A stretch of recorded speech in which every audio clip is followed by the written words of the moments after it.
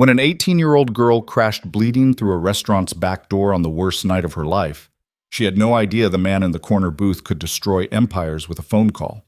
Damian Moretti didn't become the city's most feared crime boss by trusting polished lies. And when the respectable man who followed her inside claimed she was just his troubled stepdaughter, Damian saw through the performance immediately. What happened next would shatter a trafficking network that had hidden behind charity galas and forged medical records for years. This is Alara's story, a story of survival, justice, and the unexpected protector who believed her when no one else would. Stay with me until the end, hit that like button, and comment what city you're watching from so I can see how far this story travels. The rain hit the city like punishment that night, turning streets into rivers and visibility into a memory. Inside Moretti's, the upscale Italian restaurant that served as Damian Moretti's legitimate front and actual headquarters, crystal chandeliers cast warm light over white tablecloths and the quiet murmur of expensive conversations. The main dining room held couples celebrating anniversaries, business deals being sealed over wine that cost more than most people's monthly rent, and politicians who pretended not to recognize each other. But in the back corner, in a booth specifically designed to see everything while being seen by no one, Damian Moretti sat alone. He was 38 years old, though most people would have guessed younger if not for his eyes. Those eyes had seen too much, done too much, survived too much to ever look young again. His dark hair was cut short and precise, his charcoal suit tailored to hide the weapon he always carried, and his fingers, long, elegant, dangerous, rested on the rim of a whiskey glass he hadn't actually drunk from in 20 minutes. Damian didn't drink when he worked, and he was always working. Mr. Moretti, his second-in-command, Marco, appeared at the booth's edge like a shadow-gaining substance. The Castellano shipment cleared customs. No issues. Good. Damian's voice was quiet, controlled, the kind of voice that made people lean in to hear and then wish they hadn't. And the councilman? He'll vote our way. His daughter's college fund just got very generous. Make sure it's untraceable. Always is, boss. Marco disappeared back into the restaurant's choreographed chaos, and Damian returned his attention to the window. Rain streaked down the glass in patterns that reminded him of tears, which reminded him of things he'd spent 15 years trying to forget. His sister's face. Always his sister's face. Lucia had been 13 when she disappeared. Damian had been 23, already deep in the family business, already building the reputation that would eventually make him the most powerful and most feared crime boss in the city. He'd torn the city apart looking for her. Burned bridges, called in every favor, threatened everyone who might have information. He'd found nothing. No body, no witnesses, no trace. Just a 13-year-old girl who walked to school one morning and never arrived, swallowed by a city that had thousands of ways to make people disappear. The police had investigated for 3 months before quietly filing her case away. Runaway, they'd concluded.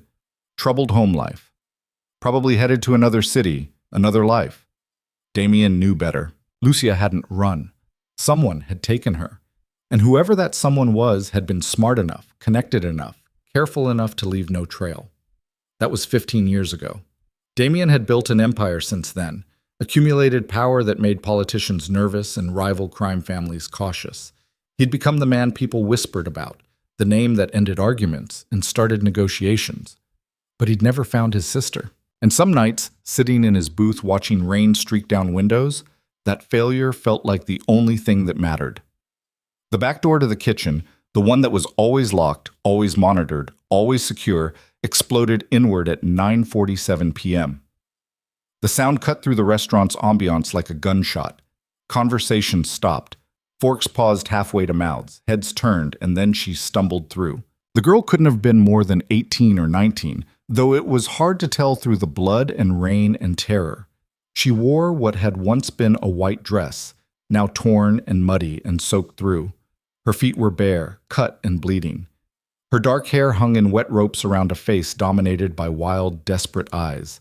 She took 3 steps into the kitchen before her legs gave out.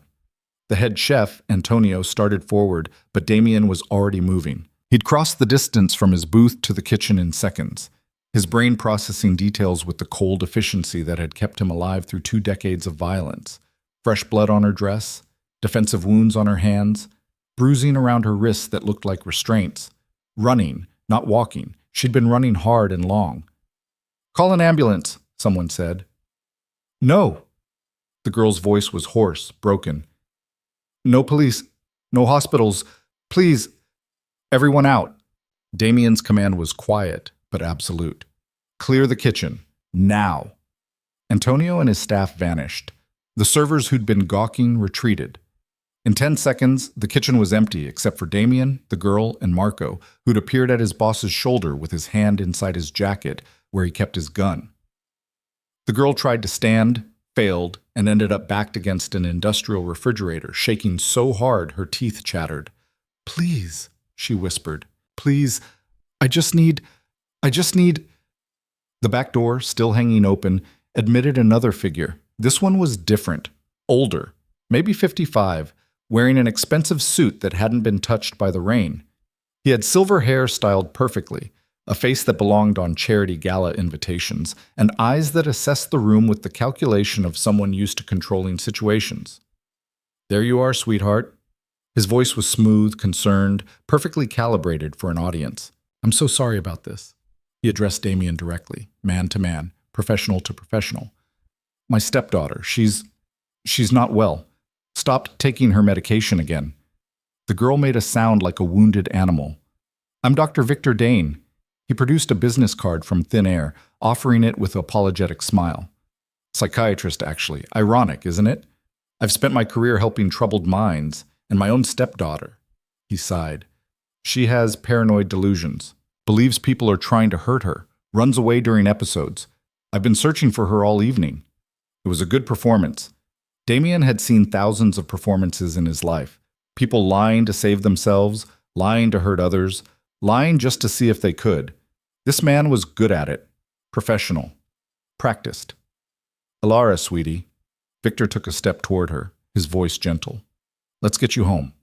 Get you dried off, get your medication adjusted. Everything's going to be fine." "No." The word came out strangled. "No, please, I don't." Damien held up one hand. Everyone stopped. He studied the girl, Alara, apparently, with the same attention he gave to contracts worth millions and threats worth dying over. She was pressed against the refrigerator like it was the only thing holding her up, her whole body shaking, her breathing too fast.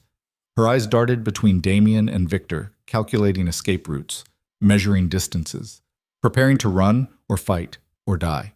But she wasn't looking at Damien with fear. She was looking at Victor that way. Damien had spent 2 decades reading people.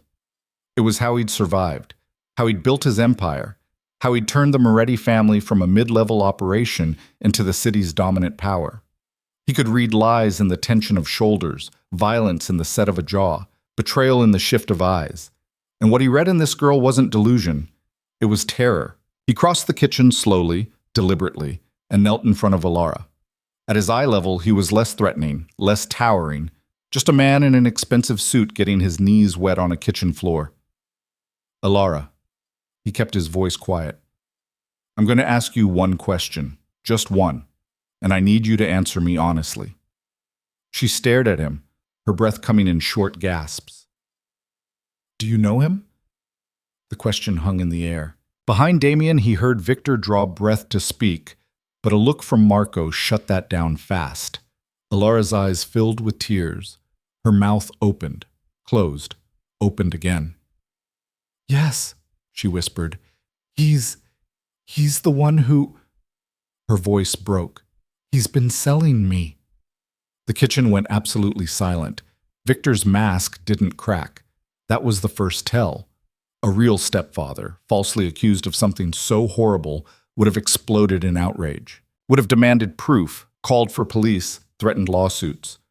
Victor just smiled sadly. "You see," he said to Damien, as if they were allies in a difficult situation.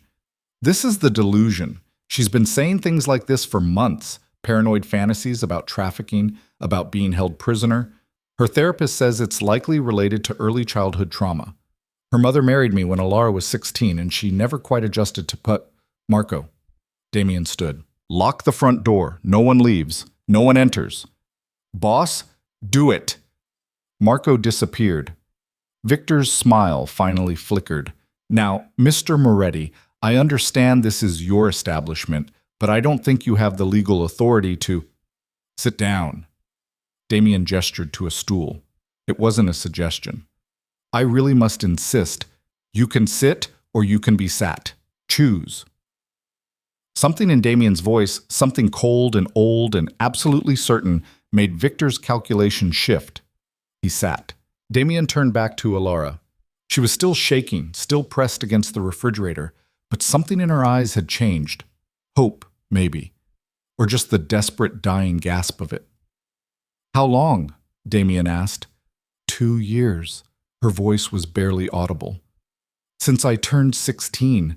My mother died 8 months after she married him. Car accident.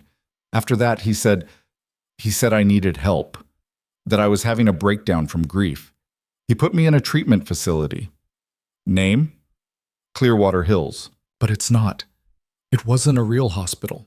The doctors weren't real. The other patients were all...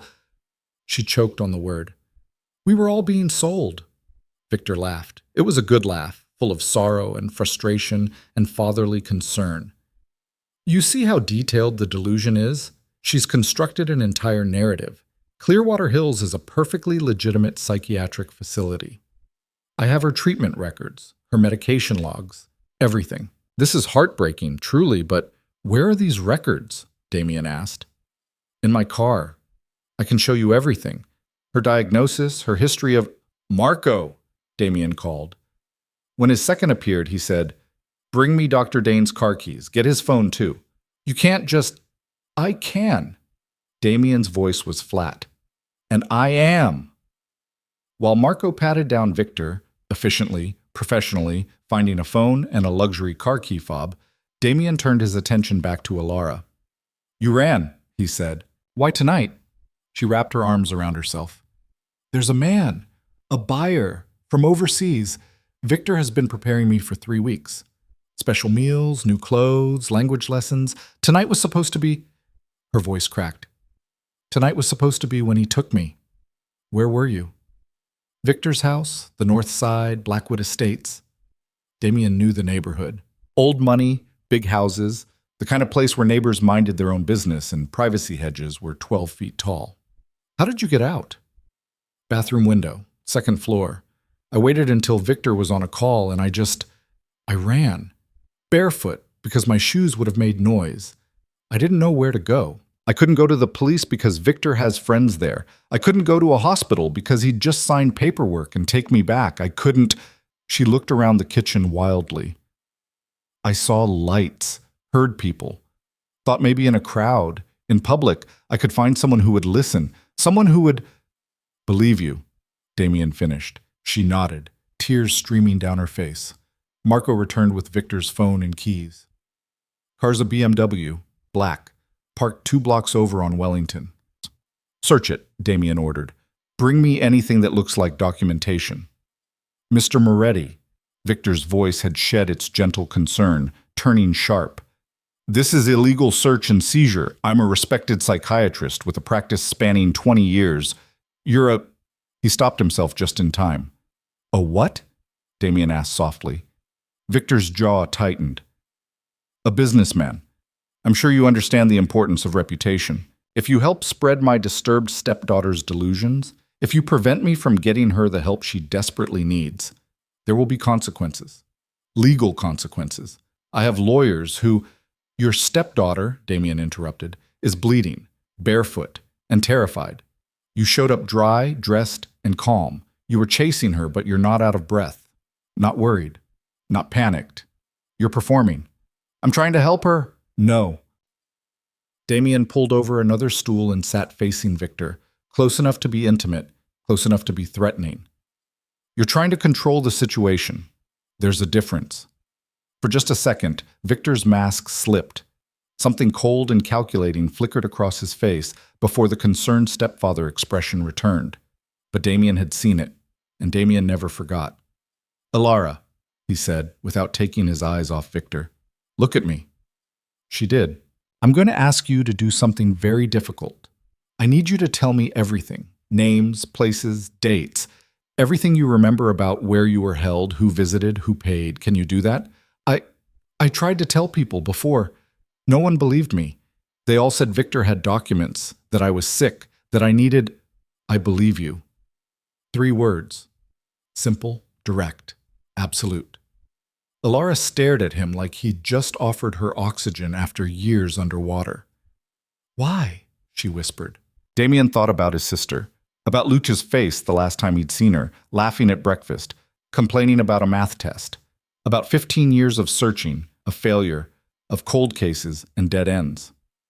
Because I know what truth looks like, he said, and I know what lies look like, and I know the difference. Behind them, the kitchen door opened. Marco reappeared carrying a leather messenger bag and a manila folder. Found these in the car, he said, hidden under the front seat. There's more, but I figured you'd want to see these first. Damien took the folder, opened it. Inside were photographs. Girls. Dozens of them. Different ages, different backgrounds, but all with the same look in their eyes. The look of prey that knows it's been caught. And in the corner of each photo, a number, a price. Damien's blood turned to ice. He looked up at Victor, who'd gone very pale. Paperwork, Victor said quickly. Research files. I'm writing a book about exploitation, about how to identify victims. Those are case studies, examples of... You're lying. Damien's voice was colder than Victor had ever heard another human speak. And you're done lying. He stood, towering over the psychiatrist who'd built his life on being believed. Marco, call Detective Quinn. Tell her we have a situation that requires her specific expertise. He paused. Tell her it's trafficking. You can't just... I can. Damien leaned down until he was eye level with Victor. Because you made one critical mistake tonight, Doctor. You followed your victim into my restaurant, my territory. And on my territory, my word is law. This is kidnapping, illegal detention. I'll have you arrested. Try. Damien's smile was terrible. I'd love to see you explain to the police why you're so desperate to leave with a bleeding, terrified girl. Why you have photographs of children with prices attached. Why your story has changed 3 times in the last 20 minutes. Victor's face twisted. The mask finally, fully shattered. You have no idea who you're dealing with, he hissed. The people I work with, the connections I have. You're just some 2-bit gangster playing dress-up in a restaurant. I have judges, councilmen, police captains in my pocket. You can't touch me. We'll see. Damien turned back to Alara, who'd been watching the confrontation with wide eyes. There's an office upstairs, he told her gently. It has a lock, a couch, and a bathroom. Marco's going to take you there. You're safe now. No one's getting through him. You're just going to believe me? Her voice was small, disbelieving. Just like that? Just like that. But I could be lying. I could be exactly what he says I am. Crazy, delusional, making everything up. Damien shook his head. You ran 2 miles barefoot in the rain. Your feet are shredded. You have ligature marks on your wrists and needle marks on your arms. You knew the name of the facility, the general area of his house, and specific details about tonight's planned transaction. You're not delusional. You're traumatized. There's a difference. Alara's face crumpled. She started to cry. Not the desperate, terrified tears from before, but something deeper. Relief, maybe. Or the beginning of it. Come on, Marco said softly. Let's get you somewhere warm. She let him lead her toward the stairs, but paused at the doorway. Why are you helping me? She asked Damien. You don't know me. This isn't your problem. Why risk everything for a stranger? Damien thought about telling her, about Lucia, about 15 years of searching, about the guilt that had shaped every decision he'd made since his sister disappeared. But this wasn't about his guilt. This was about a girl who'd run through the rain looking for someone to believe her. Because you asked, he said simply, and because I can. After she was gone, Damien turned his full attention to Victor Dane. The psychiatrist had recovered some of his composure, but there was a wildness around his eyes now, a trapped animal desperation that all his years of practiced charm couldn't quite hide. You're making a mistake, Victor said, a very expensive mistake. Tell me about Clearwater Hills. It's a psychiatric facility, legitimate, licensed. I can provide you with... Tell me the truth. Victor's mouth opened, closed. He was calculating, Damien realized, running through options, weighing risks, trying to find an angle. There's no angle, Damien said, reading his thoughts. There's no deal. There's just the truth right now. Or what comes after. And what comes after? Damien smiled. It was the smile that made grown men weep. You really don't want to find out. They stared at each other. Outside, rain hammered against windows. Somewhere in the restaurant, a phone was ringing. Damien could hear his staff moving through the dining room, could hear the quiet conversations of people who knew something was happening but didn't know what. I want a lawyer, Victor finally said. You'll get one, after you talk to Detective Quinn. I'm invoking my right to... You're not under arrest yet. This is just a conversation. A conversation I'm not legally required to participate in. True? Damien leaned against the counter, casual. But while we're having this conversation, you're not making phone calls, not warning anyone, not destroying evidence. Every minute you spend here is a minute your network doesn't know it's been compromised. Understanding dawned in Victor's eyes. You're stalling. I'm giving a detective I trust time to get here, time to see the evidence, time to hear Alara's story before you can lawyer up and start spinning narratives. Damien checked his watch. Detective Quinn is thorough, patient, and she has a particular hatred for men who hurt children. You'll like her. This is illegal detention. So sue me. Victor's hands clenched into fists. You think you're saving her? You think one scared girl's story is going to bring down an operation that's been running for a decade? I have protections you can't imagine, resources, friends in places that matter. Had, Damien corrected, past tense. You had those things. Then you followed a girl into my restaurant, and now everything's changed. Nothing's changed. She has no proof, no witnesses, no evidence except her own crazy story. It's my word against hers, and I'm a respected psychiatrist with 20 years of... The photographs, Damien interrupted, tapping the folder. The ones with prices. Research. The needle marks on her arms. Psychiatric medication. The ligature marks on her wrists. Restraints. Standard procedure for patients who self-harm. The fact that you're not acting like a father. You're acting like a businessman who just lost inventory. That one landed. Victor's mask flickered again, and for just a second Damien saw the real man underneath, cold, calculating, absolutely devoid of remorse. Even if everything she says is true, Victor said quietly, even if you could prove it all, I still win. Because the people I work with don't go down alone. We built this network with very specific protections, very specific insurance policies. You take me down, you take down judges, prosecutors, police captains, people who've been taking money, taking favors, taking girls for years. They'll protect me because protecting me protects themselves. Maybe, Damien acknowledged, or maybe they'll throw you to the wolves to save themselves. Either way, your little rescue mission fails. Either I walk because I'm protected, or I trade information for immunity. Your girl doesn't get justice. She gets to watch me walk away, and she gets to spend the rest of her life knowing the system failed her. Again. Damien studied him. You've thought about this, planned for it. I'm a careful man. Careful men don't chase victims into public restaurants. For the first time, Victor looked uncertain. She was supposed to be sedated. The buyer was coming at midnight. Everything was arranged, but somehow she... He stopped, realizing he was confirming Alara's story. Somehow she escaped, Damien finished, because even careful plans fail when the prey is desperate enough. The kitchen door opened. A woman in her mid-40s walked in, wearing a rain-soaked coat over Detective's casual clothes.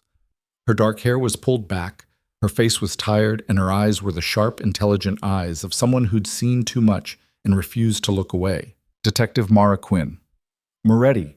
She nodded to Damien. Your man said trafficking. Look at the folder. She did. Her face went from professional calm to cold fury in the space of 3 photographs. Where did these come from? Dr. Victor Dane's car. Damien gestured to Victor, who'd gone very still. Hidden under the front seat. Along with other documentation I think you'll find interesting. Those are research materials, Victor started. Shut up. Quinn's voice was flat. You can talk to me at the station with your lawyer after I read you your rights. She looked at Damien. The victim? Upstairs. Safe. Willing to talk. How old? 18. How long? 2 years. Quinn's jaw tightened. She pulled out her phone, made a call. This is Detective Quinn. I need CSI at Moretti's restaurant. I need backup. And I need a female officer trained in trafficking victim interviews. Also get me a warrant for... She looked at Victor. What's your address? I want my lawyer. You'll get one. Address. Now. Or I add obstruction to your growing list of problems. Victor recited an address in Blackwood Estates. Quinn relayed it to whoever was on the phone, then hung up. Mr. Moretti, I'm going to need statements from you and your staff. I'm also going to need that folder and anything else you took from his car. It's all here. Good. She looked at Victor. Stand up. Hands behind your back. This is harassment. Illegal search and seizure. Your lawyers will meet you at the station. Quinn produced handcuffs. Dr. Victor Dane, you're being detained for questioning regarding suspected human trafficking. You have the right to remain silent.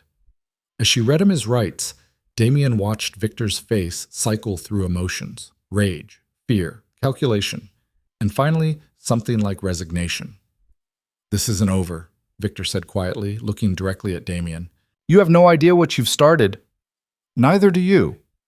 Quinn led Victor out through the kitchen, through the restaurant where every diner was watching now, through the front door where 2 patrol cars had just arrived, lights flashing. Damien stood in the kitchen doorway, watching rain fall on a man who'd hidden behind respectability and charm and carefully constructed lies. Marco appeared at his shoulder. Boss, what do you want me to do with the restaurant? Close it. Send everyone home. This is a crime scene now. And the girl? Keep her safe. Keep her hidden. Quinn will want to interview her, but until then, no one gets near her. No one. Understood. Damien climbed the stairs to his office. Through the locked door, he could hear quiet sounds, water running, someone moving around. He knocked. Silence. Elara? It's Damien.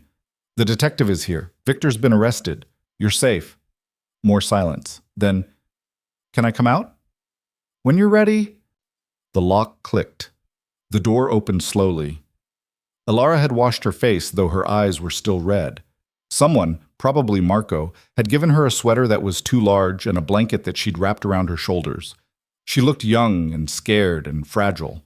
She also looked alive. What happens now? She asked. Now you tell Detective Quinn everything you remember, everything you can. Names, places, dates. It's going to be hard. It's going to hurt. But it's the only way to stop this. Will they believe me? Quinn will, and her belief is the one that matters. Elara stepped into the hallway, looking around at the office, the stairs, the restaurant below. I've passed this place 100 times. Never came in. It always seemed too expensive, too fancy, too much for someone like me. And now? Now it's the place that saved my life. She looked at him. Why did you believe me? Really? You're a crime boss. Everyone knows who you are, what you do. You could have just let Victor take me. Could have avoided all this trouble. Why didn't you? Damien thought about how to answer. About Lucia. About guilt. About the ghosts that haunted expensive suits and quiet booths. I had a sister, he said finally. A long time ago. She disappeared. I never found her. He met Elara's eyes. I couldn't save her. But I could save you. Understanding passed between them. Not forgiveness. Damien wasn't looking for that. Not redemption. He knew better. Just recognition. One broken person seeing another and choosing, for once, to help instead of hurt. Thank you, Elara whispered. Don't thank me yet. The hard part's just beginning. Downstairs, Detective Quinn was interviewing staff, photographing evidence, building the case that would either bring down a trafficking network or fall apart in the face of expensive lawyers and corrupted systems. Outside, rain continued to fall on a city that held too many secrets and swallowed too many victims. But tonight, in a restaurant that smelled like Italian food and justice, one girl had run through the rain and found someone who believed her. And sometimes, Damien thought as he watched Elara walk downstairs to meet her future, sometimes that was enough to start changing everything. The story wasn't over. It was barely beginning. But for the first time in 15 years, Damien Moretti felt something unfamiliar stirring in his chest. Hope. Detective Quinn's interview room at the precinct was deliberately unwelcoming. Harsh fluorescent lights, gray walls, a metal table bolted to the floor. But when Elara walked in 3 hours after Victor's arrest, Quinn had already transformed it. A space heater hummed in the corner. Someone had brought in a comfortable chair from another office. There was hot tea, not the burnt coffee usually offered to witnesses. Quinn stood when Alara entered, offering a hand. "I'm Detective Mara Quinn. You can call me Mara if that's easier. This is Officer Jennifer Park. She specializes in trafficking cases." Officer Park was younger, maybe 30, with kind eyes and a gentle smile. She gestured to the comfortable chair. "Please, sit. Take your time. We're not here to rush you." Alara sat slowly, the oversized sweater Marco had given her still wrapped around her like armor. Her feet, now bandaged by the paramedic Quinn had called to the restaurant, were propped on a small stool. She looked exhausted and terrified and desperately, achingly young. "I've told this story before," she said quietly. "To social workers, to doctors, to police officers. No one ever believed me." "I believe you," Quinn said, "and I'm going to prove it." "How can you be sure? Victor has documents, medical records, psychiatrist evaluation saying I'm delusional." "Because documents can be forged, but trauma doesn't lie." Quinn pulled out the folder Damien had given her, opening it carefully. "These photographs were in Victor Dane's car, hidden. Can you tell me about them?" Alara looked at the images and her face went pale. "That's the intake room at Clearwater Hills. That's where they photographed us, for the website." "What website?" "The one buyers used. It was on the dark web, I think. Victor never let us see it, but I heard guards talking. They said we were cataloged like inventory." Her voice shook. "Different categories, different prices depending on age, appearance, languages spoken." Officer Park was taking notes, her pen moving steadily across paper.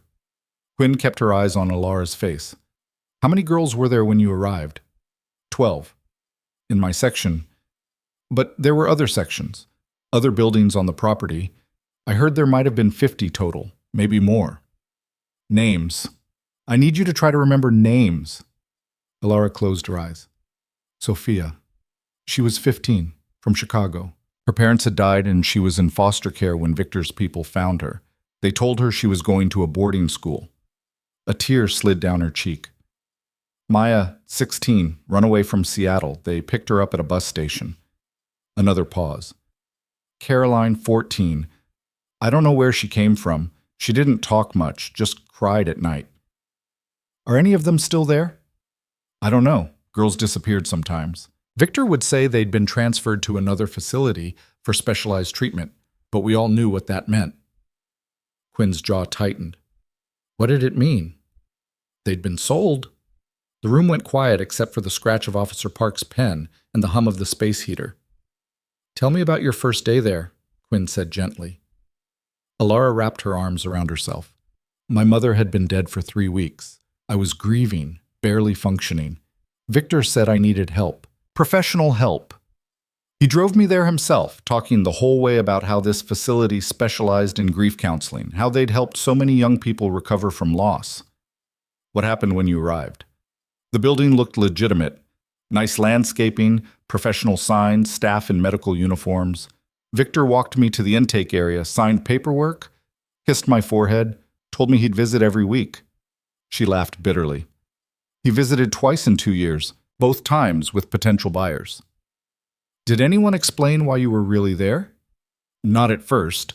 They put me in a room with 2 other girls, gave me medication that made me foggy and compliant, told me I was there for my own good. It wasn't until the first auction that I understood." Quinn leaned forward.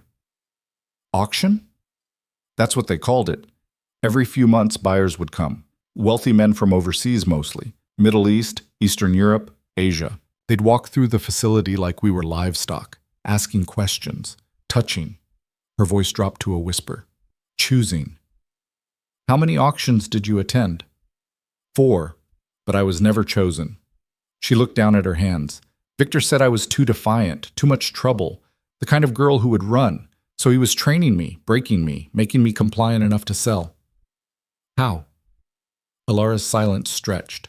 When she finally spoke, her voice was hollow. "Isolation, drugs, punishment for resistance. He had a doctor, not a real one, I don't think, who experimented with different medications, trying to find the right combination to keep us calm but aware, functional but obedient." "This doctor have a name?" Dr. Ross, Michael Ross. He came twice a week, always wore expensive suits, always smelled like cologne that cost more than most people's cars. Officer Park's pen scratched faster. Were there guards? 4 regulars, 2 men, 2 women. They rotated shifts. Alara recited names, descriptions, identifying details. Her memory was sharp despite everything they'd done to her, and Quinn recognized the survival mechanism at work. Victims who cataloged their captors' information because information meant hope. Hope of escape. Hope of justice. What about the facility administrator? Margaret Chen. She ran day-to-day operations, handled the money, coordinated with buyers, managed the staff. Victor was the public face, the respected psychiatrist whose name gave the facility legitimacy.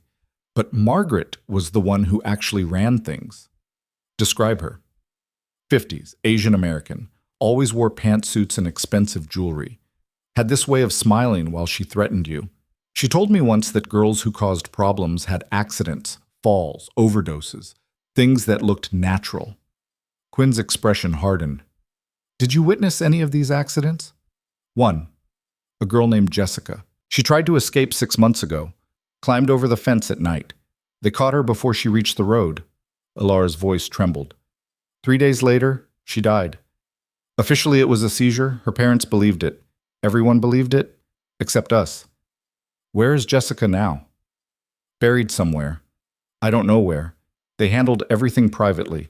Said it was to spare the family. The interview continued for 2 more hours. Alara described the layout of Clearwater Hills, the main building, the dormitories, the medical wing where Dr. Ross conducted his experiments. She recited license plate numbers of cars she'd seen in the parking lot. She named buyers she'd overheard guards discussing. She described the fake therapy sessions designed to gaslight victims into doubting their own memories. By the time Quinn called for a break, Officer Park had filled 20 pages with notes. You're doing incredibly well, Quinn told Alara. I know this is exhausting, but everything you're telling me is building a case.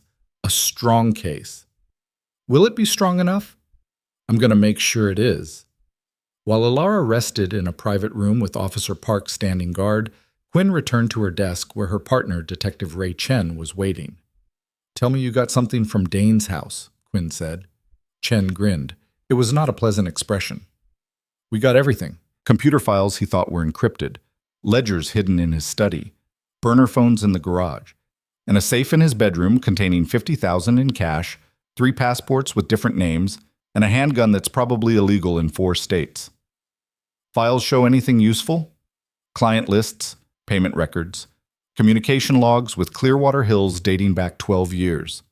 Chen pulled up files on his computer. This operation is bigger than we thought, Mara. Way bigger. Dane's just one part of a network that spans 3 states and involves at least 24 active participants. Quinn studied the screen. Names, dates, transactions. How many victims? Based on the records, over 200 in the last decade. The number hit like a physical blow. Quinn had worked trafficking cases before, had seen the damage predators could do. But 200 lives destroyed, 200 families shattered, all hidden behind a respectable psychiatrist's practice and a facility that looked legitimate on paper. Get me everything on Clearwater Hills, she ordered. Incorporation documents, licensing records, staff employment files, financial statements. I want to know every person who worked there, every inspector who signed off on their certifications, every official who looked the other way. Already on it. I've also got units sitting on Margaret Chen's house and Dr. Ross's apartment. Once we move on everyone simultaneously. Good. Because the moment Dane lawyers up and word gets out, they'll scatter like roaches. Chen hesitated. There's something else. The client list includes names you're going to recognize. A state senator, 2 judges, a police captain from the 5th precinct, a CEO whose company just went public. Quinn's stomach sank. How deep does this go? Deep enough that we need to be very careful about who we trust. These aren't just buyers, Mara. Some of them are protectors. They've been providing cover, killing investigations, making witnesses disappear. Then we go over their heads, federal jurisdiction, FBI. Already made the call. Agent Sarah Mitchell is flying in from the regional office tonight. She's bringing a task force. Quinn nodded, feeling the familiar weight of a case that was about to explode into something much larger than a single victim's rescue. What about Moretti? Chen's expression shifted. What about him? He's the one who called this in, detained Dane until we arrived, turned over evidence, but he's also set a crime boss. Yeah. Chen drummed his fingers on his desk. We running parallel investigations? Not unless we have to. Right now, Moretti's cooperation is valuable. He gave us Alara, he gave us Dane, and he's not asking for anything in return. Crime bosses always want something in return. Maybe. Or maybe this is personal for him. Chen raised an eyebrow. Personal how? Quinn thought about Damian Moretti's reputation, the violence, the control, the empire built on fear and money. But she also thought about how he'd looked at Alara in that kitchen, how he'd believed her instantly when everyone else had dismissed her for 2 years. His sister disappeared 15 years ago, Quinn said quietly. Never found. I think he sees her when he looks at Alara. That make him an ally or a wild card? Both, which is why we keep him informed but at arm's length. She stood. I'm going back to Alara. She's got more to tell, and I want it all on record before Dane's lawyers start filing motions. Back in the interview room, Alara was staring at the wall with the 1,000-yard stare Quinn had seen in combat veterans and trauma survivors. Officer Park looked up when Quinn entered, giving a subtle headshake that meant not good. Alara? Quinn sat down carefully. I know you're tired, but I need to ask you about tonight, about what happened at Victor's house. Alara blinked slowly, coming back from wherever her mind had retreated. He was preparing me for the buyer, the one from overseas. He'd been talking about this sale for weeks, said this man paid premium prices for girls with specific qualities. What qualities? Young, American, educated, fluent in English. Her voice was mechanical, reciting facts without emotion. Victor had been giving me language lessons, teaching me how to serve tea, how to walk, how to smile. He said this buyer appreciated traditional femininity combined with Western sophistication. Quinn's hands clenched under the table. When was the transaction supposed to happen? Tonight, midnight, at Victor's house. Alara looked directly at Quinn. I was supposed to be drugged, compliant, ready for transport. But I pretended to take the medication, held it under my tongue until Victor left the room, then spit it out. Smart. Desperate, Alara corrected. I knew this was my last chance. Once I left the country, I'd never be found, never be freed. So when Victor was on a phone call in his study, I locked the bathroom door, climbed out the window, and ran. How did you know where to go? I didn't. I just ran toward lights, toward people. I thought if I could get somewhere public, somewhere with witnesses, maybe someone would help. She laughed bitterly. I've tried running before, 3 times. Each time people called the police. Each time Victor showed up with his doctor credentials and his Concerned Father Act, and they handed me back to him. What made tonight different? Damian Moretti. Alara said the name with something like reverence. He didn't care about credentials or documents or respectable appearances. He just looked at me and knew. Quinn thought about the crime boss who derailed a trafficking operation because one scared girl had stumbled into his restaurant, about how justice sometimes came from unexpected places. Tell me about the buyer, she said, the one who was supposed to take you tonight. I never saw him, but I heard Victor on the phone. He spoke in English but with an accent. Middle Eastern, I think. He kept saying the money was ready, that transport was arranged, that everything was confirmed. Did Victor mention a name? Alara closed her eyes, concentrating. Omar or Amir, something like that.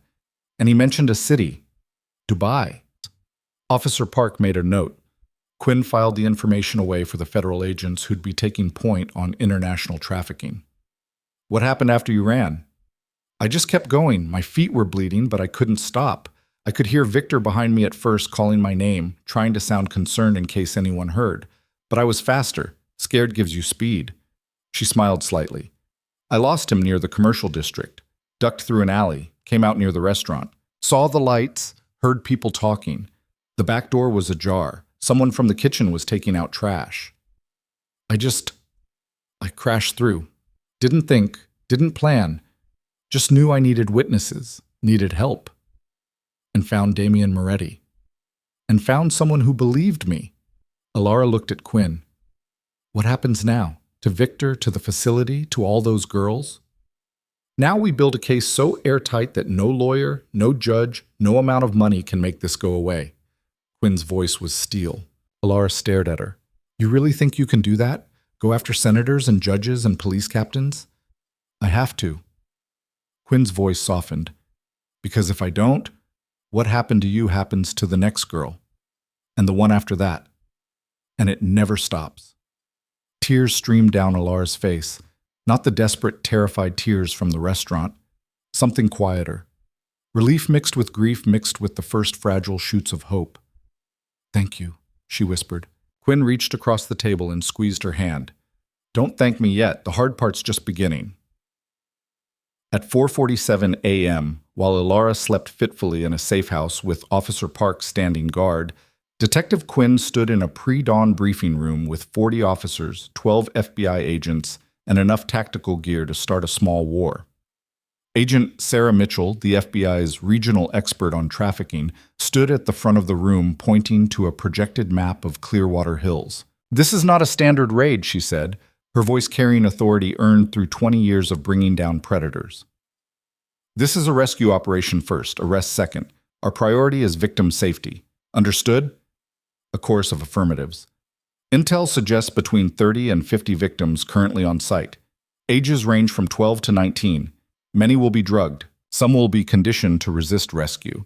They've been told police are dangerous, that will hurt them, that cooperation with their captors is survival. Mitchell clicked to the next slide showing building layouts. Alpha Team takes the main building and administrative offices. Bravo Team secures the dormitories. Charlie Team locks down the medical wing. Delta Team handles perimeter and prevents anyone from fleeing. We go in fast, we go in quiet, and we get those girls out. Quinn stood near the back, checking her weapon for the third time. Beside her, Chen was reviewing floor plans on his tablet. You ready for this? He asked.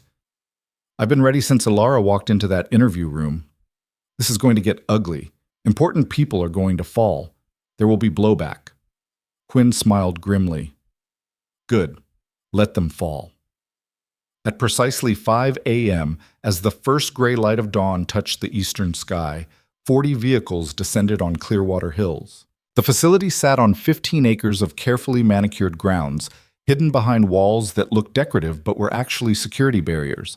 The main gate had a guardhouse. The guard on duty barely had time to reach for his phone before tactical officers swarmed his position. Federal agents, put your hands up! The guard complied, too shocked to resist. Alpha Team breached the main building's entrance with a battering ram. Inside, the administrative staff was just arriving for the morning shift. Margaret Chen, impeccably dressed even at dawn, froze in the lobby with her coffee cup halfway to her lips. Margaret Chen, Agent Mitchell said, badge held high. FBI, you're under arrest for human trafficking, conspiracy, and about 40 other charges I'm going to enjoy reading to you. Chen's cup shattered on the marble floor. This is a medical facility. You can't just... We can. We are. Get on your knees. Hands behind your head. In the dormitories, Bravo Team moved room by room, finding girls in various states of consciousness. Some were awake, terrified by the armed officers. Others were so heavily sedated they could barely stand. Officer Park, who'd insisted on joining the raid despite exhaustion, moved through the chaos with calm authority. We're here to help, she told each girl. You're safe now. We're taking you somewhere safe. In the medical wing, Charlie Team found Dr. Michael Ross destroying files. Papers burned in a metal wastebasket. A computer sat in a sink filled with water. Freeze! An agent's weapon trained on the psychiatrist. Step away from the evidence. Ross raised his hands, his expensive suit already disheveled. I have rights. I have a lawyer. You can't. We can. You're under arrest for practicing medicine without a license, administering controlled substances to minors, and participating in a trafficking conspiracy. You can tell your lawyer all about it downtown. By 6:30 a.m., Clearwater Hills was a crime scene. Yellow tape cordoned off buildings. Evidence technicians photographed everything. Medical personnel triaged victims, checking vital signs and documenting injuries. Quinn walked through the main dormitory, seeing the reality behind Alara's descriptions.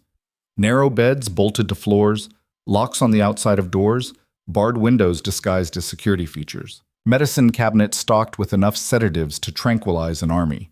In one room, she found a wall covered in scratches. Someone had carved names into the plaster with fingernails or contraband sharp objects.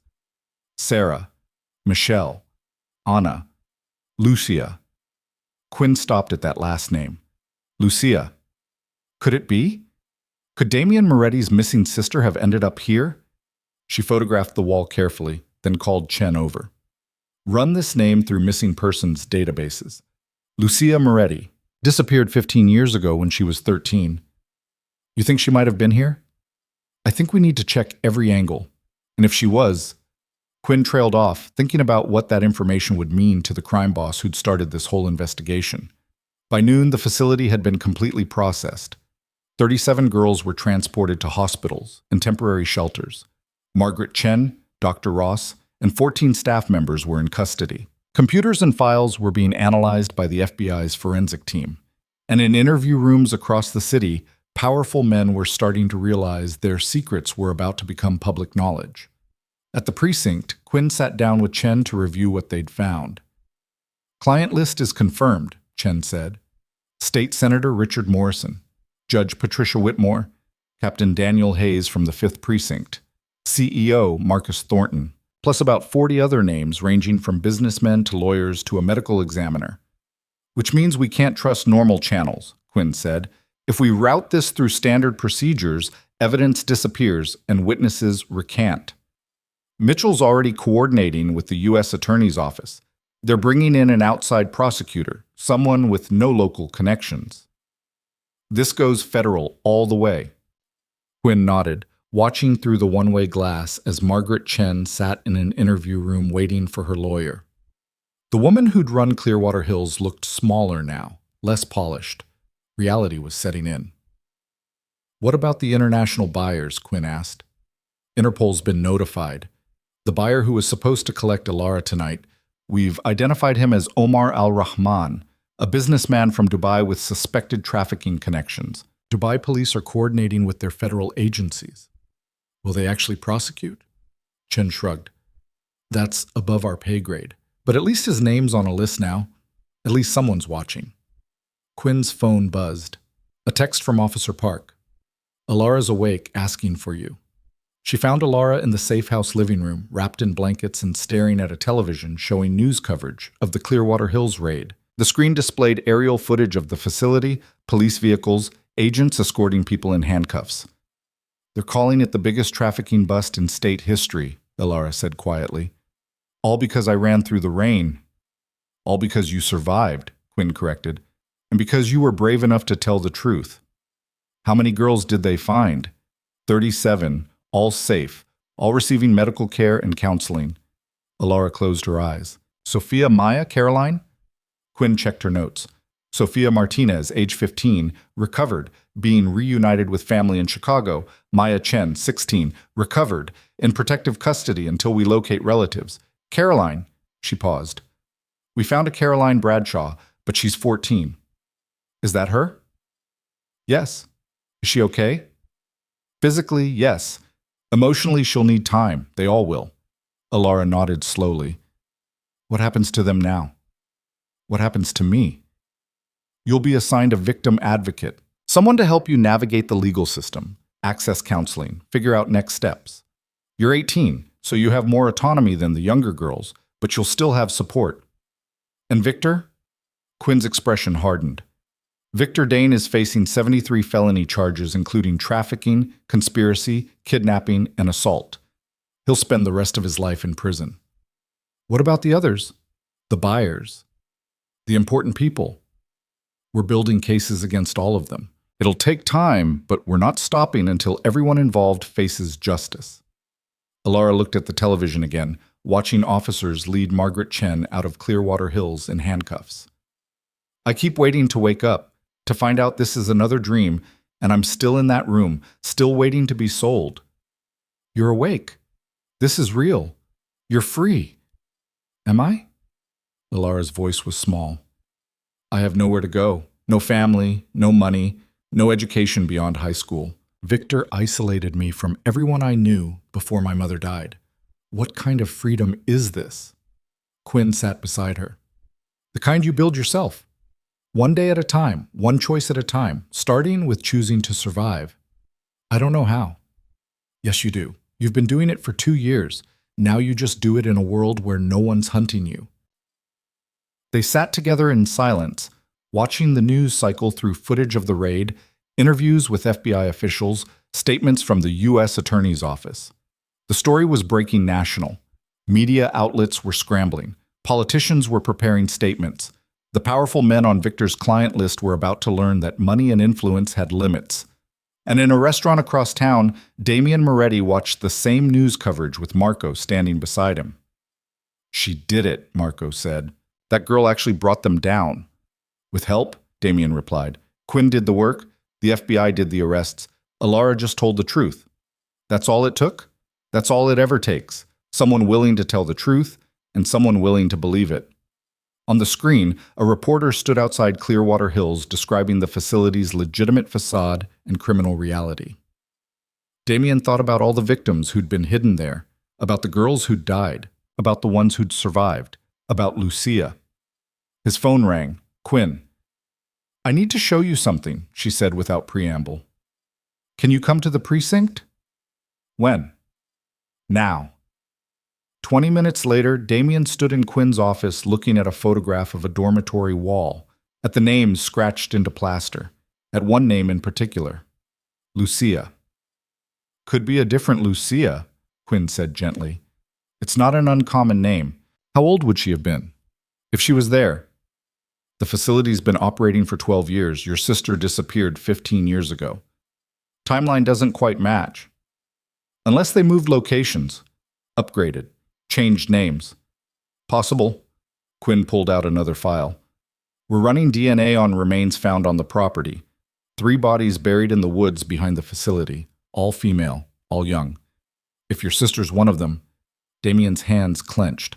How long until you know? 2 weeks. Maybe less if we prioritize the samples. He stared at the photograph, at his sister's name carved into a wall by fingernails or desperate hope. After 15 years of searching, of dead ends and cold trails, this was the closest he'd come to an answer. If it's her, he said quietly, if she was there and I didn't find her, if she died while I was building my empire and playing power games. Then you did what you could with the information you had, Quinn interrupted, and you saved 37 girls who would have ended up just like her. That has to count for something. Does it? Yes. Quinn's voice was firm. Alara's alive because you believed her. Sophia's going home to her family because you called me. Maya and Caroline and 34 other girls are getting a second chance because you didn't look away. Your sister would be proud of that. Damian didn't respond. He just stood there, staring at the photograph, thinking about all the ways guilt and grief could shape a life. I'll call you when we have DNA results, Quinn said. Until then, try not to torture yourself with what-ifs. That's all I have. No. You also have the knowledge that you stopped this. That because one girl ran into your restaurant, an entire trafficking network is burning to the ground. After Damian left, Quinn returned to the evidence room where files from Clearwater Hills covered every available surface. Lists of victims, buyers, transactions, a paper trail of horror meticulously documented by people who never thought they'd be caught. Chen appeared in the doorway. U.S. Attorney wants a meeting. They're ready to start issuing indictments. How many? 63, including Senator Morrison. Quinn smiled. It wasn't a pleasant expression. Good. Let's end some careers. As the sun set on a day that had started with a raid and would end with powerful people realizing their protection had failed, Alara sat in the safe house and wrote in a journal Officer Park had given her. She wrote about rain and running, about a restaurant and a man who'd believed her when no one else would, about 37 girls waking up in hospitals instead of cells, about the long, hard road ahead, and at the bottom of the page in handwriting that was still shaky but getting stronger, she wrote, Day 1 of freedom. Everything starts now. The indictments came down like hammers over the next 72 hours. State Senator Richard Morrison was arrested at his office in the Capitol building, led out in handcuffs past a gauntlet of cameras and reporters shouting questions he refused to answer. Judge Patricia Whitmore turned herself in with 3 lawyers flanking her, her face a mask of composure that cracked only when the charges were read aloud in open court. Captain Daniel Hayes barricaded himself in his home for 6 hours before SWAT talked him out, and CEO Marcus Thornton was apprehended at the airport trying to board a private jet to a country with no extradition treaty. The media feeding frenzy was relentless. Every news outlet ran continuous coverage. Social media exploded with outrage and demands for justice. Victims' rights groups held vigils. Politicians scrambled to distance themselves from anyone connected to the scandal. And through it all, Alara watched from the safe house, seeing her nightmare transformed into headlines that people would discuss over breakfast and forget by dinner. "You should turn it off," Officer Park suggested gently, finding Alara on the couch at 2 in the morning, still watching news coverage. "This isn't healthy." "I need to see it." Alara's voice was distant. "I need to know it's real, that they're actually being held accountable." "They are." The U.S. Attorney has filed charges against 63 people. The FBI is coordinating with international agencies to track down overseas buyers. This is happening. Victor's lawyers are saying he's innocent, that I'm mentally ill, that this is all a delusion. Park sat beside her. Victor's lawyers are doing their job, but the evidence isn't delusional. 37 victims aren't delusional. Financial records and client lists aren't delusional. They can spin whatever story they want. It won't change the truth. Alara hugged her knees to her chest. What if the jury believes them? What if they look at Victor in his expensive suit with his respectable career and his expert witnesses, and then they look at me, some broken teenager with no credibility, and decide he's telling the truth? Then we make sure they hear from all 37 victims. We make sure they see the evidence. We make sure the truth is so loud, so clear, so undeniable that no amount of expensive lawyers can drown it out. I'm scared. I know. Being scared means you understand what's at stake, but you're not alone in this. Alara looked at Park, this officer who'd stayed by her side for days, who'd brought her food and journals and patience, who'd listened to her nightmares at 3 a.m. and never once suggested she was being dramatic. Why are you doing this? Alara asked. You could be home with your family. Instead, you're babysitting a trafficking victim who can't sleep and won't stop watching the news. Park smiled sadly. Because 15 years ago, I was you. Different circumstances, different traffickers, but the same terror, the same certainty that no one would believe me. And someone did. A detective who could have dismissed my story but didn't. She saved my life. So now I do the same for others. Alara stared at her. You were trafficked? For 8 months when I was 17. Runaways are easy targets. No one's looking for you. No one reports you missing. I was picked up at a bus station, promised a job, and a place to stay. By the time I realized what was happening, I was 3 states away from anyone who knew my name. How did you escape? I didn't. A police raid shut down the operation. Pure luck. They were investigating something else and stumbled onto us. I was one of 6 girls they recovered that night. Park's eyes were distant, remembering. The detective who interviewed me saw through all my lies, all my fear, all the conditioning that told me police were the enemy. She got me into witness protection, into therapy, into a program that helped me finish school. She's the reason I became a cop. To save other people. To be the person I needed when I was 17 and terrified. Park turned to face Alara directly. You're going to get through this. It'll be hard. Some days you'll want to give up. But you'll survive because survival is what you do. It's who you are. Alara wiped tears from her face. I don't feel like a survivor. I feel like a victim. You're both. And eventually, if you choose, you'll be something else too. A voice, an advocate, someone who helps the next girl who runs through the rain looking for someone to believe her. The words settled into Alara's chest like seeds waiting to grow. Across town, in the county jail where Victor Dane was being held without bail, the psychiatrist sat in an attorney meeting room with 3 lawyers who'd collectively billed more hours than most people worked in a year. The evidence is substantial, said the lead attorney, Marcus Webb, a man whose reputation for getting guilty people acquitted was legendary. They have financial records, victim testimony, physical evidence from the facility. This isn't a case we can simply dismiss. Then discredit the victims, Victor said calmly. They're traumatized, unreliable, easily manipulated. Half of them have mental health issues. Their testimony is worthless. All 37 of them? Webb raised an eyebrow. You think a jury will believe 37 different girls all fabricated the same story? I think a jury will believe that traumatized teenagers, isolated in a facility and subjected to leading questions by overzealous investigators, can be manipulated into believing anything. Victor leaned forward. We position this as a witch hunt, mass hysteria, false memory syndrome. There's precedent. There's also photographs with prices on them found in your car. Research materials for a book I was writing about trafficking. Ledgers documenting sales. Financial records from the facility, which I ran as a legitimate psychiatric hospital. Victim testimony describing specific abuses. Victor smiled. It was the same smile he'd used on Alara, on Sophia, on Maya and Caroline and dozens of other girls. The smile that said he was in control, that he was untouchable, that the rules didn't apply to him. Testimony from mentally ill patients who were receiving psychiatric treatment. Their perceptions are inherently unreliable. Webb studied his client with the cold assessment of a man who'd defended monsters before and would again. You understand that if we go to trial with this strategy, you'll be painting yourself as a dedicated doctor who is helping troubled girls, while the prosecution paints you as a predator who destroyed lives for profit. It's a credibility battle, which I'll win, because I'm a respected psychiatrist with a 20-year career and they're damaged teenagers with questionable mental health. Victor's confidence was absolute. Trust me, I've been building my reputation specifically for moments like this. What about the other defendants? Morrison, Whitmore, Hayes? They're going to start making deals, trading testimony for reduced sentences. Let them. Their testimony will be self-serving and contradictory. It'll create reasonable doubt. And Margaret Chen, Dr. Ross? Victor's expression hardened. They know better than to talk.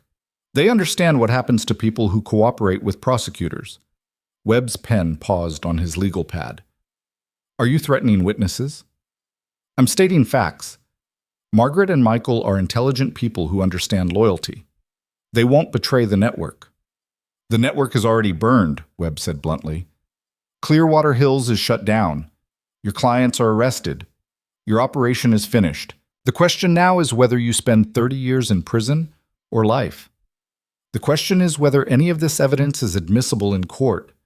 Victor's voice turned cold, showing the predator beneath the respectable facade. I want you to file motions challenging every search, every seizure, every piece of evidence they collected. I want you to depose every victim and find contradictions in their stories. I want you to drag this investigation through so much legal mud that by the time we get to trial, the jury is exhausted and confused. That's the strategy? Exhaust and confuse? That's always the strategy. Justice isn't about truth. It's about which story the jury believes. And I've spent 20 years perfecting my story. Webb gathered his files. I'll do what I can. But Victor, the evidence against you is damning. If the prosecution offers a deal, no deals, we fight this all the way. After the lawyers left, Victor sat alone in the meeting room, his mind already working through contingencies. He'd built his operation with layers of protection specifically for scenarios like this. Offshore accounts the FBI hadn't found yet, evidence caches hidden in locations only he knew, insurance files containing information that could destroy careers and lives if released. He wasn't beaten. He was simply adapting to changed circumstances. While Victor planned his defense, Detective Quinn sat in a conference room with Agent Mitchell and the U.S. attorney assigned to the case, a sharp-eyed woman named Catherine Reeves, who'd built her career prosecuting white-collar criminals and corrupt officials. Dane's going to fight, Reeves said, reviewing case files. No plea negotiations, no cooperation. He thinks he can win at trial. Can he? Quinn asked. Depends on the jury. Depends on how well his lawyers execute. Depends on whether our victims can withstand cross-examination without falling apart. Reeves looked up. How solid is Alara Vale? Solid. Scared, but solid. She's got details, dates, names. She's consistent. Dane's lawyers will attack her mental health. Claim she's delusional, suggestible, unreliable. Can she handle that? Quinn thought about Alara writing in her journal at 3 a.m., about the way she watched news coverage like she was witnessing her own funeral, about the fragility beneath her determination. She can handle it. with support. What about the other victims? Agent Mitchell pulled up files on her laptop. We've interviewed all 37 girls recovered from Clearwater Hills. 23 are willing to testify. The others are too traumatized or too young. We also have 6 victims from earlier operations who've come forward since the arrests. That gives us 29 potential witnesses, Reeves calculated, more than enough to establish a pattern. But we need to be strategic about who actually testifies. Too many witnesses and the jury gets overwhelmed. Too few and Dane's lawyers can claim they're outliers. I recommend we lead with Alara, Quinn said. She's the catalyst. Her escape triggered everything. She's articulate, detailed, and her story is compelling. Agreed. Who else? Sophia Martinez. 15, recovered from the facility, clear memory of intake procedures and daily operations. Maya Chen for medical testimony. She can describe Dr. Ross's experiments. And Caroline Bradshaw because she's the youngest and her story will gut the jury. Reeves made notes. What about the buyers? Can any victims identify them? 4 girls can identify Senator Morrison. He visited the facility multiple times, participated in auctions. 2 can identify Judge Whitmore. Apparently she had specific preferences. And we have documentary evidence linking Hayes and Thornton to transactions. Documentary evidence is good, but victim testimony is better. Juries connect with people, not paperwork. Mitchell leaned forward. We also have Margaret Chen's financial records. She kept meticulous books, every transaction, every payment, every buyer. It's a prosecutor's dream. Unless her lawyers successfully challenge how we obtained those records, Reeves cautioned.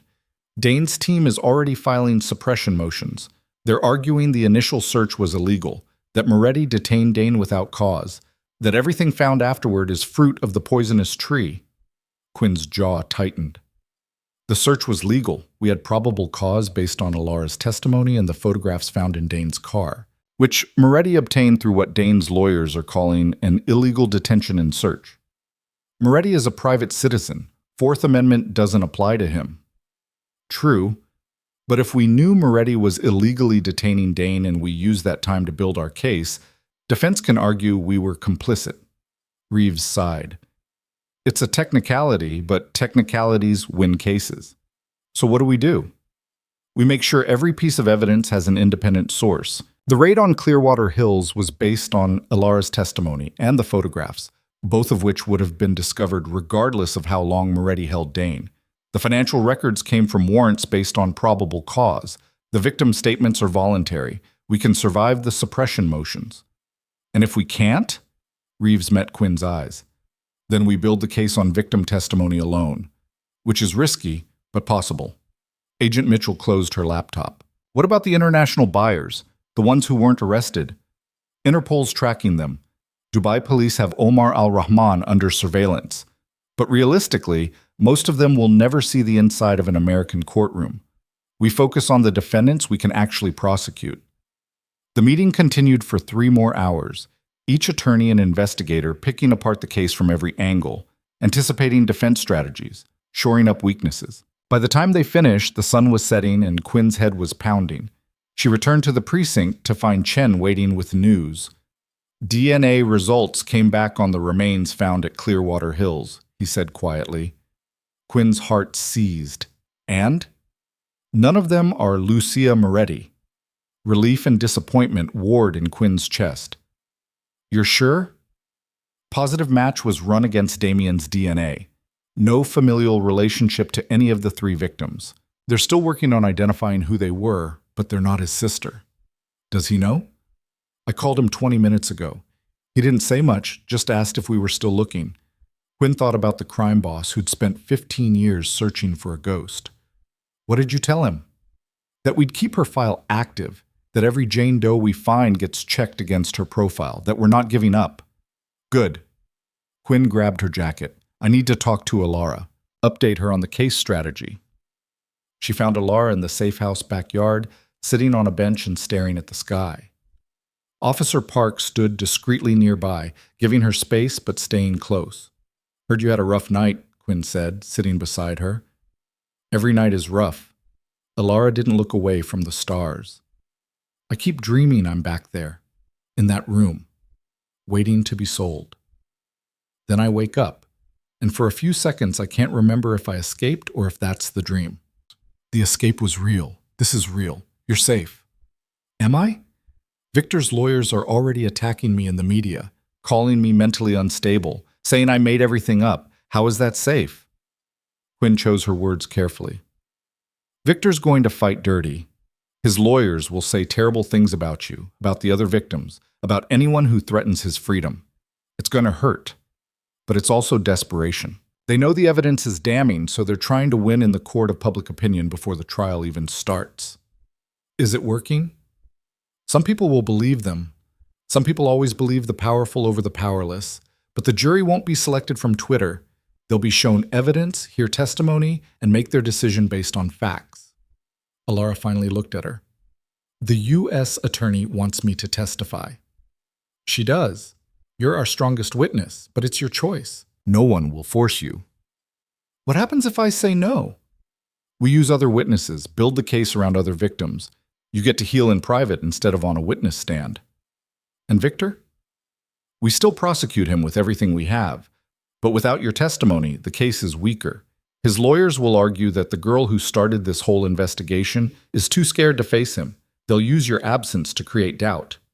Alara wrapped her arms around herself. So if I don't testify, I'm letting him win.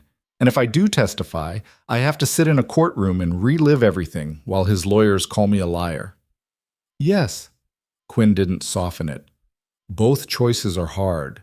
Both choices have consequences, but one choice means hiding from the truth, and the other means standing in it. I don't know if I'm strong enough. You ran 2 miles barefoot in the rain rather than be sold. You're strong enough. They sat in silence, watching stars appear one by one in the darkening sky. Somewhere in the city, Victor Dane was plotting his defense. Somewhere else, 36 other victims were making the same choice Alara faced: testify and be torn apart on cross-examination, or stay silent and watch their abuser walk free. If I do this, Alara said slowly, if I testify, I need to know it matters, that it's not just theater, that there's actually a chance of justice. But I can't promise you justice, Quinn said honestly. I can promise you that we'll fight for it, that we'll put every resource, every hour, every ounce of determination into making sure Victor Dane faces consequences for what he did. But juries are unpredictable. Trials go wrong. Sometimes monsters go free despite our best efforts. Then why do it? Why put victims through hell if there's no guarantee? Because sometimes monsters don't go free. Sometimes truth wins. Sometimes 12 strangers look at the evidence and choose to believe a scared teenager over a respected psychiatrist. And when that happens, when justice actually works the way it's supposed to, it changes everything. Alara stood, pacing the small yard. I keep thinking about the other girls. Sophia going home to her family, Maya getting a second chance, Caroline finally being safe.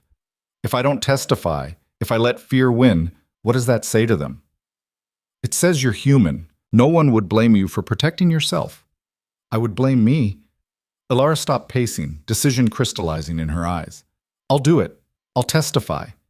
Not because I'm brave or strong or any of those things people keep saying, but because I survived. And survival means something. It has to mean something. Quinn stood and pulled a business card from her pocket. This is Dr. Lisa Chen. She's a trauma specialist who works with trafficking victims. She'll help prepare you for testimony, teach you coping strategies for the courtroom, work with you on managing anxiety during cross-examination. More therapy? Different therapy. This is practical. Dr. Chen doesn't want to talk about your childhood or your feelings. She wants to make sure you can sit on that witness stand without falling apart. Alara took the card. When does trial start? Jury selection begins in 6 weeks. Testimony probably starts 2 weeks after that. Between now and then, you'll meet with Dr. Chen, with the prosecutors, with investigators, as they refine the case. It's going to be intense. More intense than the last 2 years? Different intense. But yes, probably just as hard. Alara nodded slowly, accepting the weight of what she'd agreed to. Can I ask you something? Anything. Do you think Damian Moretti's sister was at Clearwater Hills? That name on the wall, do you think it was her? Quinn had wondered when this question would come. DNA says no. The remains we found weren't her. But the name could be a different Lucia, could be someone using a fake name, could be anything. Quinn paused. But we're still looking. Every victim we identify, every record we process, we're checking against her description. If she was in the system, we'll find her. And if she wasn't, if she's just gone, then she's one more ghost haunting this case, one more reason to make sure no other sisters disappear. Alara looked back at the stars. He saved my life, you know. Moretti. Everyone says he's dangerous, that he's a criminal, that I should be afraid of him, but he's the only person who believed me immediately, who didn't need proof or documentation or expert testimony. He just looked at me and knew. Sometimes the people we're told to fear are the ones who save us, Quinn said quietly. And sometimes the respectable people destroy us. The world's more complicated than we want it to be. Has he asked about me? Moretti? Twice. Wanted to know if you were safe, if you had everything you needed. I told him you were protected. Can I see him? Thank him? Quinn hesitated. That's complicated. He's a witness in this case. Any contact between you two could be construed as witness tampering or coordination. Dane's lawyers would use it to suggest your testimony was coached. So the man who saved my life is now someone I can't even talk to. Until after the trial. After you testify and the case is concluded. Then you can thank him all you want. Alara laughed bitterly. The justice system is so worried about protecting the accused that it punishes the victims. I can't talk to the person who helped me, but Victor gets 3 expensive lawyers and media interviews where he calls me crazy. I know, it's not fair, but it's the system we have. We work within it because it's the only path to holding him accountable. Inside the safe house, Officer Park's phone rang. She answered, listened, then called out, Quinn, you need to see this. They went inside to find Park holding her phone, news coverage playing on the screen. A reporter stood outside the courthouse where preliminary hearings were being held. In a shocking development, the reporter said, attorneys for Margaret Chen, former administrator of Clearwater Hills facility, have announced that their client is seeking a plea agreement with prosecutors. Sources say Chen is prepared to testify against Dr. Victor Dane and provide detailed information about the trafficking operation in exchange for reduced charges. This represents the first major break in what prosecutors are calling the largest trafficking case in state history. Quinn felt a slow smile spread across her face. Victor said Chen would never talk. Looks like he was wrong. What does this mean? Alara asked. It means we just got an insider witness, someone who can testify to the operational details, the financial arrangements, the buyer lists, someone who knows where all the bodies are buried. Quinn pulled out her phone, already dialing the U.S. Attorney's Office. This changes everything. While Quinn coordinated with prosecutors about Margaret Chen's potential cooperation, across town in his restaurant office, Damian Moretti read the same news with very different thoughts. Marco stood by the window, watching the street below. Chen's talking. That's going to create problems for a lot of powerful people. Good. Let them suffer. Some of those powerful people might decide to solve their problems permanently. Chen in custody is protected, but witnesses have accidents. Suicides. Mysterious deaths that can't be proven, but everyone understands. Damien looked up from his tablet. You think someone's going to try to silence her? I think someone's going to try to silence all of them. Chen, the victims, maybe even Alara. Marco's voice was grim. These aren't street-level criminals. They're senators and judges and police captains, people with resources and connections, people who know how to make problems disappear. Then we make sure they can't. Boss, we're already in deep with this. You detained Dane, you involved yourself in a federal investigation, you're calling Quinn every other day for updates. At some point, this becomes our problem instead of theirs. Damien stood, walking to the window to look out at the city he'd spent 20 years controlling through fear and careful violence. It became our problem the moment Alara ran through that kitchen door. You want me to step back now? Let whatever happens happen? I want you to remember that we're not heroes. We're criminals who happen to have found one moral line we won't cross. That doesn't make us good guys. No, but it makes us useful guys. And right now those victims need protection that the police can't provide. Marco sighed. What are you planning? I'm planning to make sure anyone who thinks about silencing witnesses understands the cost. Judges and senators bleed just like everyone else. They die just like everyone else. And if they threaten people under my protection, they'll learn that very personally. Under your protection? When did you decide Alara and the others were your responsibility?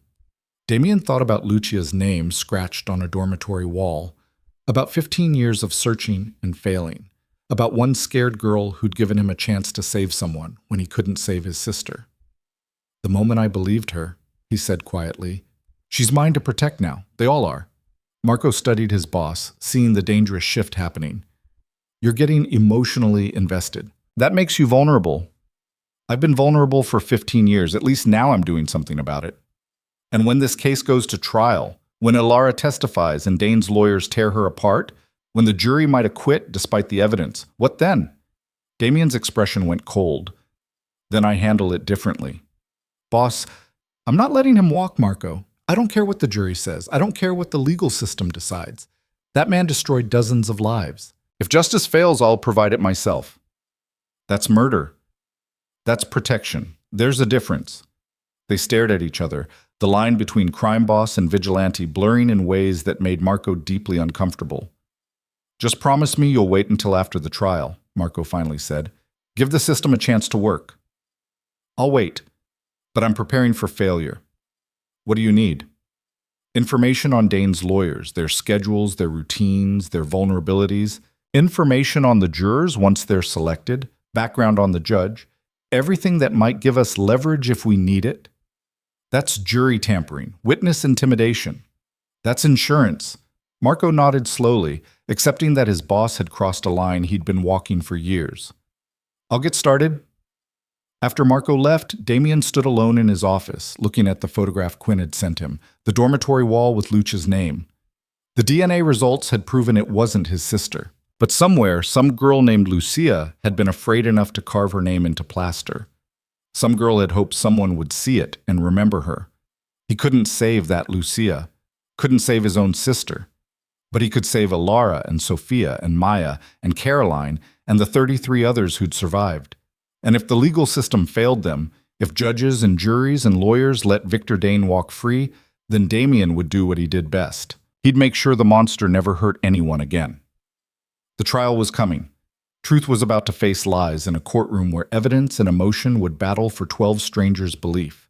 And in a city that held too many secrets, in a system that protected the powerful more than the vulnerable, in a world where justice was a luxury the rich could afford to avoid, one terrified girl was about to stand up and speak truth to power. The question was whether anyone would listen. The courthouse steps were packed with media on the first day of trial. Cameras jostled for position.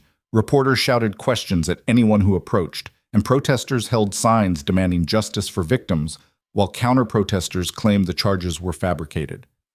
The circus atmosphere made Alara's stomach turn as Officer Park guided her through a side entrance, away from the chaos. Inside, the hallways were quieter, but no less tense. Victims and their families clustered in small groups, speaking in hushed voices.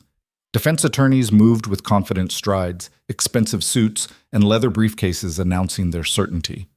Prosecutors carried boxes of evidence, their faces set with grim determination. U.S. Attorney Catherine Reeves found Alara in a private witness room and sat down across from her with the calm authority that had won her dozens of high-profile cases. "You ready?" Reeves asked. "No." Alara's honesty was stark. "But I'm here anyway. That's all we need. Remember what Dr. Chen taught you. Breathe, pause before answering. Don't let the defense attorneys rush you. You're not on trial. Victor is." "Then why does it feel like I'm the one being judged?" "Because in some ways you are. Defense attorneys will try to make this about your credibility instead of Victor's crimes. They'll suggest you're lying, confused, manipulated. Your job is to tell the truth calmly and let the evidence speak for itself." Through the window, Alara could see the courtroom filling with spectators. She spotted Sophia's parents in the gallery, holding hands tightly. Maya sat with a victim advocate, her eyes wide and frightened. Caroline was too young to attend, but her statement would be read by prosecutors. "The jury's been selected," Reeves continued. 7 women, 5 men, mix of ages and backgrounds. 3 have children, which helps us. 2 work in healthcare. which could go either way. They might understand psychiatric manipulation, or they might defer to Victor's expertise. What about the judge? Judge Harold Morrison, no relation to Senator Morrison. He's fair, experienced, doesn't tolerate grandstanding from either side. We could have done worse. Officer Park knocked on the door. 5 minutes. Laura stood smoothing down the conservative dress Reeves had helped her choose. Professional, modest, the kind of outfit that said credible witness rather than damaged victim. Her hands shook slightly, but she forced them still. One more thing, Reeves said. Margaret Chen testified yesterday during pretrial motions. Her testimony was devastating. She described the operational details, confirmed the client lists, admitted to personally coordinating sales. Dane's lawyers tried to discredit her, but the jury saw her financial records. They saw the proof. Did she mention me? She said you were one of the most resistant victims. That Victor spent 2 years trying to break you because you refused to be compliant. That your escape triggered everything. Reeves smiled slightly. She meant it as criticism, but it came across as exactly what it was. Proof that you're a survivor, not a willing participant. The courtroom was standing room only when they entered. Alara walked to the witness stand with Officer Park beside her, aware of every eye tracking her movement. The jury sat in their box, 12 strangers who would decide whether her truth mattered. Victor sat at the defense table flanked by his lawyers, wearing a perfectly tailored suit and an expression of sorrowful concern as if he pitied her delusions. Their eyes met for a moment. Victor smiled gently, the same smile he'd used when he'd told her the buyer was coming, when he'd assured her the drugs would make everything easier, when he'd promised her that resistance was futile. Alara looked away first, focusing instead on the American flag in the corner, on the judge's bench, on anything except the man who'd owned her for 2 years. The bailiff swore her in. She placed her hand on the Bible and promised to tell the truth, the whole truth, and nothing but the truth. The words felt both sacred and impossibly heavy. Reeves approached the witness stand with calm professionalism. Please state your name for the record. Alara Marie Vale. How old are you, Alara? 18? And how do you know the defendant, Dr. Victor Dane? Alara took a breath, remembering Dr. Chen's coaching. Breathe, pause, answer clearly. He was my stepfather. He married my mother when I was 16. Can you describe your relationship with him before your mother's death? Distant. He was polite, but not warm. My mother was happy, so I tried to accept him. But I never felt comfortable around him. Why not? The way he looked at me, the way he'd touch my shoulder or my hair when my mother wasn't watching, the way he'd ask questions about my friends, my schedule, my plans. It felt wrong, but I couldn't explain why. Victor's lead attorney, Marcus Webb, made a note. Alara knew he was cataloging everything she said, preparing to twist it later. What happened after your mother died? Reeves asked. Victor said I was having a breakdown from grief, that I needed professional help. He took me to Clearwater Hills and told me it was a psychiatric facility that specialized in grief counseling. Her voice stayed steady. It wasn't. What was it? A prison. A holding facility where girls were kept until they could be sold. Objection. Webb stood. The witness is characterizing an entire facility based on her subjective interpretation. There's no foundation for this claim. Judge Morrison looked at Reeves. Sustained. Ms. Vale, please limit your testimony to what you personally observed and experienced. Alara nodded. Reeves continued. Tell the jury what you personally observed at Clearwater Hills. I was put in a dormitory with 12 other girls, ages 14 to 19. We were given medication 3 times a day that made us foggy and compliant. We weren't allowed phones, computers, or contact with the outside world. Guards watched us constantly. Doors were locked from the outside. Did Dr. Dane visit you there? Twice in 2 years, both times he brought men with him. Wealthy men from overseas. They would walk through the facility looking at us like we were merchandise. What happened during these visits? Alara's hands clenched in her lap. The men would ask questions, our ages, our education, whether we spoke other languages. They would touch our hair, our faces, our arms. Dr. Dane would stand beside them and answer questions about our health, our compliance levels, our training. Did you understand what was happening? Not at first, But the other girls explained. We were being auctioned. The men were buyers. We were the product. Objection! Webb was on his feet. This is hearsay and speculation. The witness has no direct knowledge of any alleged auction. Your Honor, Reeves countered, the witness is testifying to what she was told by other victims and what she directly observed during these visits. It goes to her state of mind and understanding of the situation. I'll allow it, Morrison ruled, but Ms. Reeves, please establish a foundation for any claims about actual sales. Reeves nodded. Alara, did you ever hear Dr. Dane discuss sales with anyone? Yes. 3 months ago, I overheard him on the phone in his study. I'd been transferred from the facility to his house for what he called specialized training. I was supposed to be in my room, but I snuck out to try to find a phone. She paused, breathing. He was talking to someone about a buyer from Dubai, said the price was agreed upon, that transport was arranged, that the girl, meaning me, was almost ready. What did you do? I went back to my room and started planning my escape. I knew I had limited time. Once the buyer arrived, I'd be gone forever. Tell the jury about the night you escaped. Alara described the bathroom window, the 2-mile run through rain, the desperate search for help.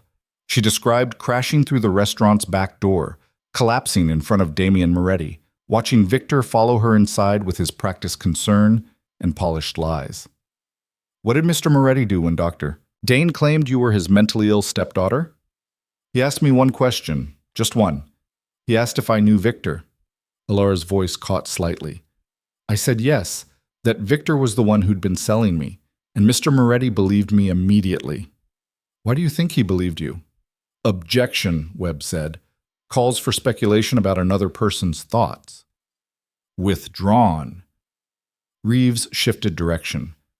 What happened after you told Mr. Moretti the truth? He called Detective Quinn.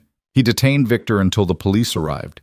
He gave Detective Quinn the photographs from Victor's car, photographs of girls with prices attached to them. He saved my life. Reeves pulled up the photographs on a screen visible to the jury. 12 faces, 12 prices, 12 victims. Do you recognize these photographs? Yes. That's the intake room at Clearwater Hills. That's where they photographed us for the website. What website? The one buyers used to browse inventory. I never saw it myself, but the guards talked about it. They said we were cataloged by age, appearance, skills, languages. Do you see yourself in these photographs? Alara pointed to the third image. That's me. 2 years ago when I first arrived at the facility. The jury stared at the photograph of a 16-year-old girl, terrified and alone, with a price of $75,000 beneath her image. Reeves let the silence stretch, let the jury absorb what they were seeing. Then she continued, walking Alara through 2 years of captivity in methodical detail. The medications that kept them compliant. The punishments for resistance. The fake therapy sessions designed to make them doubt their own memories. The other girls who disappeared after being sold. The burial in the woods of Jessica, who tried to escape and died 3 days later. By the time Reeves finished her direct examination, 3 hours had passed and several jurors were wiping tears from their faces. No further questions, Your Honor. Judge Morrison called for a recess. Alara stood on shaking legs, Officer Park immediately at her side. You did great, Park whispered. Cross-examination will be harder, but you got the truth on record. That's what matters. In the hallway during the break, Alara saw Sophia and her parents. Sophia broke away from them and hugged Alara tightly. You were so brave, Sophia said. So strong. I'm testifying tomorrow and I'm terrified, but watching you made me think maybe I can do it too. You can, Alara assured her. We all can, because we're not alone anymore. Maya joined them, then 2 other victims Alara recognized from Clearwater Hills. They stood together in a small cluster of survivors, drawing strength from each other's presence. Detective Quinn approached with Reeves. Cross-examination is about to start. Alara, remember, Webb's job is to create doubt. He'll try to confuse you, anger you, make you seem unreliable. Don't let him. Just answer the questions truthfully, and don't take the bait when he tries to provoke you. What kind of questions will he ask? He'll attack your mental health, suggest the medications you were given caused hallucinations or false memories, imply that you're lying for attention or money or revenge. He'll try to make the jury question everything you just testified to. But it's all true. We know that. The evidence proves that. But his job is to make the jury wonder if maybe, possibly, there's another explanation. Quinn's voice was steady. You've already won by telling your story. Now you just have to survive his version of it. Back in the courtroom, Marcus Webb stood to begin cross-examination. He was in his 60s, silver-haired and distinguished, with a grandfatherly manner that masked a ruthless legal mind. Miss Vale, he began gently, I know this is difficult for you, so I'll try to be brief. You testified that you were given medication at Clearwater Hills 3 times a day, correct? Yes. Do you know what medications you were given? No, they never told us. So you were taking unknown substances for 2 years? We didn't have a choice. But you don't actually know what you were taking. It could have been antipsychotics, anti-anxiety medication, mood stabilizers, any number of legitimate psychiatric medications, correct?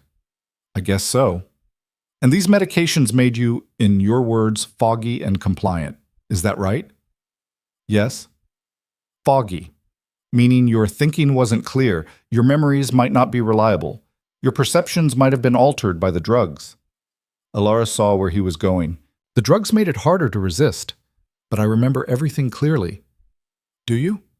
Because medication-induced confusion is a documented side effect of many psychiatric drugs.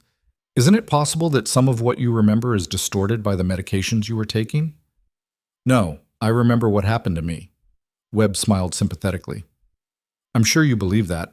But belief and objective reality aren't always the same thing, are they? Especially when powerful psychiatric medications are involved. Objection, Reeves said, argumentative, and calls for speculation about medication effects without expert testimony. Sustained. Webb shifted tactics. You testified that Dr. Dane was your stepfather, that he married your mother when you were 16. Yes. And your mother died 8 months later in a car accident. Yes. That must have been devastating for you. Ilara's throat tightened. It was. Traumatic, grief-inducing, the kind of loss that might cause someone to break down emotionally. I was sad, but I wasn't. In fact, Dr. Dane has provided medical records showing that after your mother's death, you exhibited signs of severe depression, anxiety, and dissociative episodes. Were you aware of these diagnoses? Those records are fake. He made them up to justify sending me to Clearwater Hills, or they're legitimate assessments from a licensed psychiatrist who was genuinely concerned about his stepdaughter's mental health. Webb pulled out documents. I have here evaluations from 3 different mental health professionals, all documenting your declining mental state after your mother's death, all recommending intensive psychiatric care. They're all connected to Victor. They're all part of the network. Or they're independent professionals who all reached the same conclusion because the evidence supported it. Webb's voice remained gentle, reasonable. Isn't it possible, Ms. Vale, that you were genuinely suffering from psychiatric illness and that Dr. Dane was trying to help you? No, that's not what happened. But you were medicated, confused, grieving. Your perceptions were altered. Isn't it possible that you misinterpreted legitimate psychiatric treatment as something sinister? I didn't misinterpret anything. I was there. I know what they did. Do you? Or do you know what you believe they did, filtered through medication, trauma, and the suggestions of other disturbed patients? Alara's hands were shaking now. Webb was twisting everything, making her sound crazy, making the truth sound like delusion. The photographs, she said. The ones in Victor's car. Those are real. Those prove those photographs could be research materials for the book Dr. Dane was writing about trafficking. They could be case studies from his professional work. They don't prove any actual crime, do they? They have prices on them, according to the prosecution's interpretation. But the numbers could represent anything. Case numbers, file codes, research categories. Reeves stood. Your Honor, defense is testifying rather than questioning. May we remind counsel to ask questions instead of arguing his case? Sustained. Mr. Webb, questions only. Webb nodded. Ms. Vale, you testified about other victims at Clearwater Hills. Girls you claimed were also being held against their will. They were. Have you spoken with any of these girls since your escape? Some of them. And have you discussed your testimony with them? Coordinated your stories? We've talked about what happened to us, yes. So you've had multiple conversations where you reinforced each other's narratives, potentially creating a shared false memory. That's not what happened. But it's possible, isn't it? That a group of traumatized, medicated teenagers, isolated together for months or years, might develop a shared delusion about their circumstances? Objection! Reeves was on her feet. Defense is badgering the witness and making psychological arguments without expert foundation. Your Honor, Webb responded, I'm simply exploring alternative explanations for the witness's claims. Sustained. Move on, Mr. Webb. The cross-examination continued for another 2 hours. Webb attacked every detail of Ilara's testimony, the timeline of events, her memory of specific conversations, her interpretation of Victor's actions. He suggested she was lying for attention, for money from potential book deals or movie rights, for revenge against a stepfather she'd never liked. By the time Judge Morrison finally called for the day's adjournment, Ilara felt like she'd been filleted open and left bleeding on the witness stand.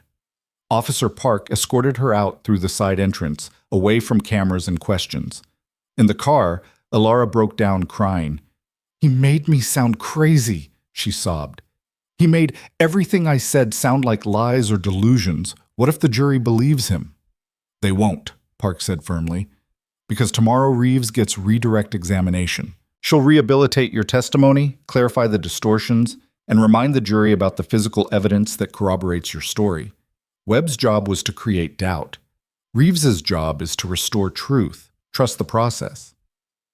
But Ilara couldn't trust anything. She'd just spent hours being called a liar in front of 12 strangers who would decide Victor's fate. She'd watched him sit there in his expensive suit, looking wounded and concerned, playing the victim of a disturbed girl's accusations. Back at the safe house, she found Detective Quinn waiting with Agent Mitchell. Margaret Chen's testimony continues tomorrow, Quinn said. She's providing detailed financial records showing payments from buyers to Victor's offshore accounts. She's naming names, senators, judges, businessmen who purchased girls from Clearwater Hills. The jury is going to hear evidence that backs up everything you said. What if it's not enough? Mitchell leaned forward. Then we keep fighting. We have 28 other victim witnesses ready to testify. We have Dr. Ross's records documenting the medications used to keep you compliant. We have the burial site where Jessica was found. We have bank records, client lists, communications logs. Webb can attack your credibility all he wants, but he can't attack facts.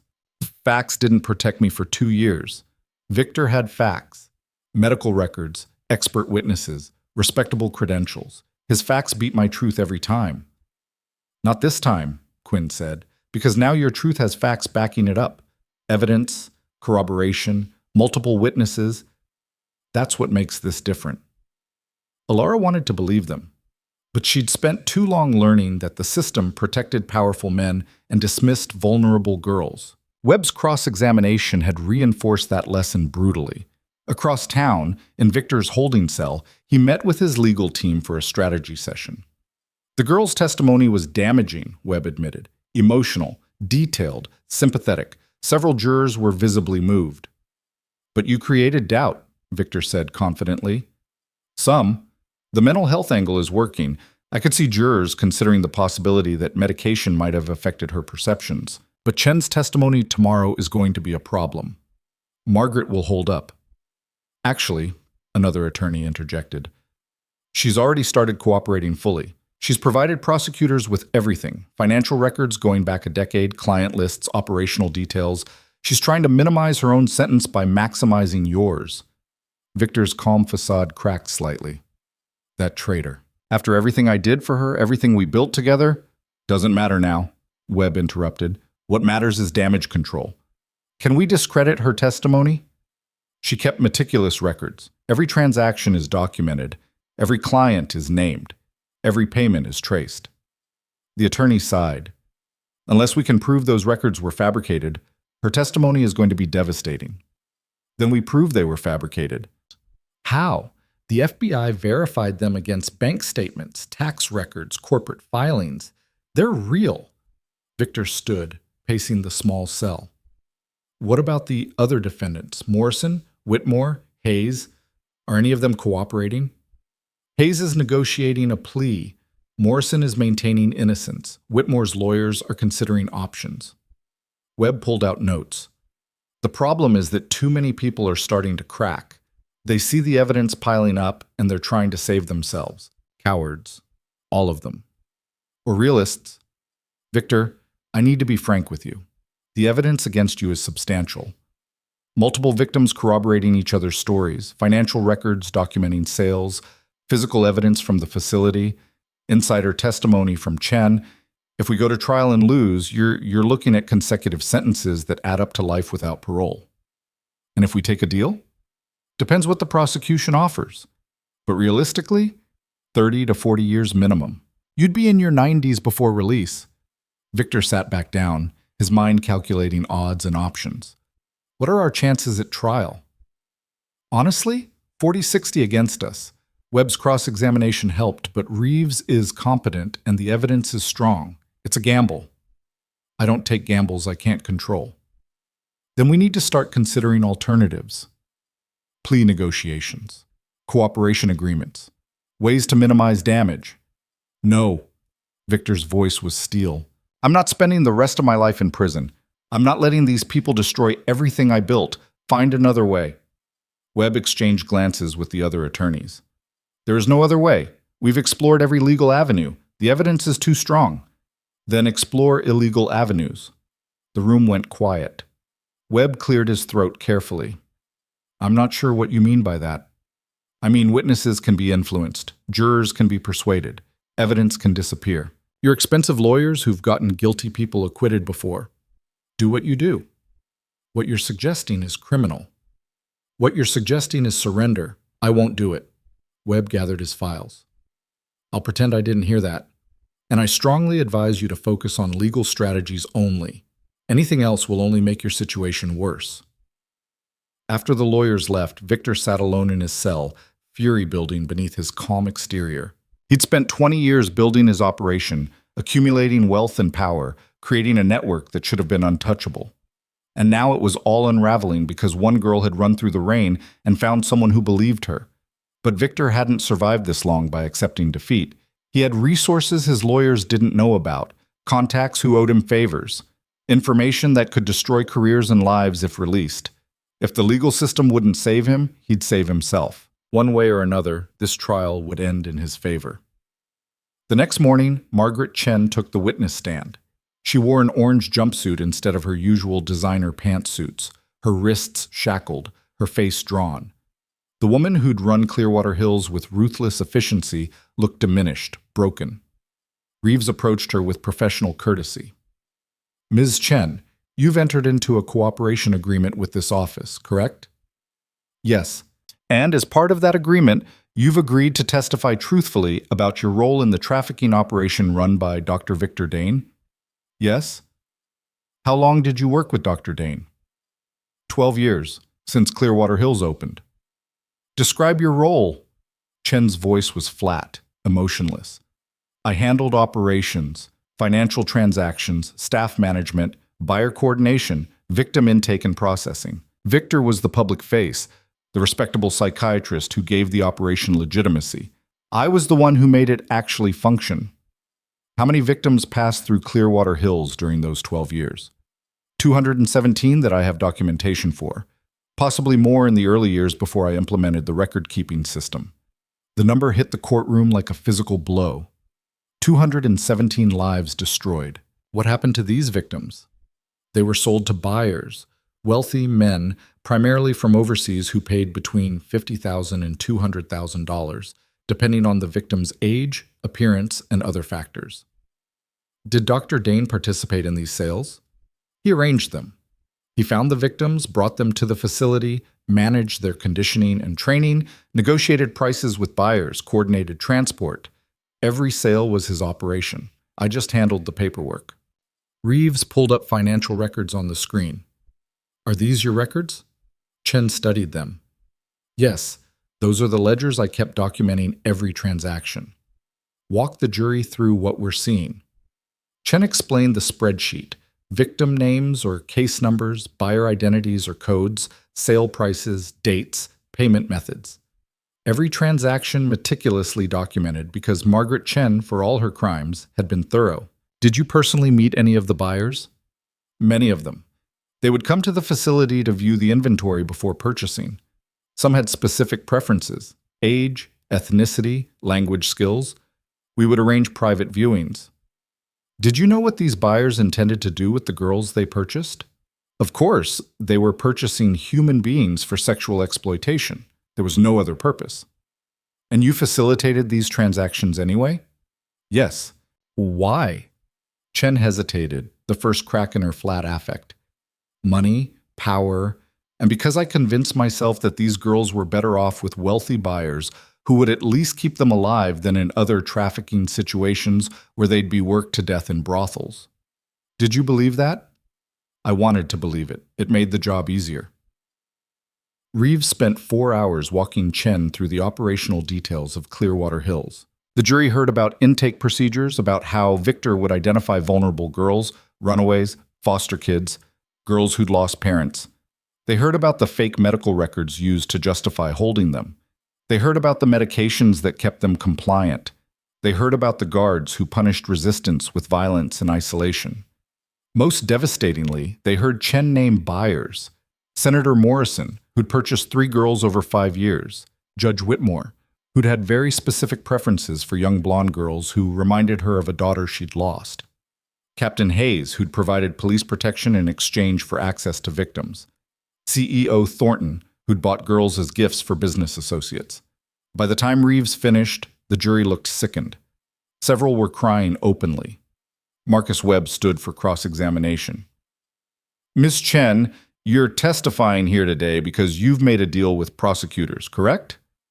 Yes. You're facing 40 felony charges that could result in life in prison, but by cooperating against Dr. Dane, you'll receive a reduced sentence of 15 to 20 years. Is that accurate? Yes. So you have a strong incentive to tell prosecutors what they want to hear. I'm telling the truth. Are you? Or are you exaggerating Dr. Dane's role while minimizing your own to make yourself look better? I'm not exaggerating anything. If anything, I'm downplaying how central Victor was to everything. You ran the day-to-day operations. You handled the money. You coordinated with buyers. Couldn't you have been running this entire operation while using Dr. Dane as a front? No, Victor found the victims, brought them in, made all major decisions. I was his employee, not his partner. An employee who's now trying to shift blame to avoid life in prison. Chen's voice hardened. I'm accepting responsibility for my role. But Victor Dane built this operation. He designed it. He profited from it. And if he's trying to pretend he was some innocent psychiatrist who didn't know what was happening at his own facility, he's lying.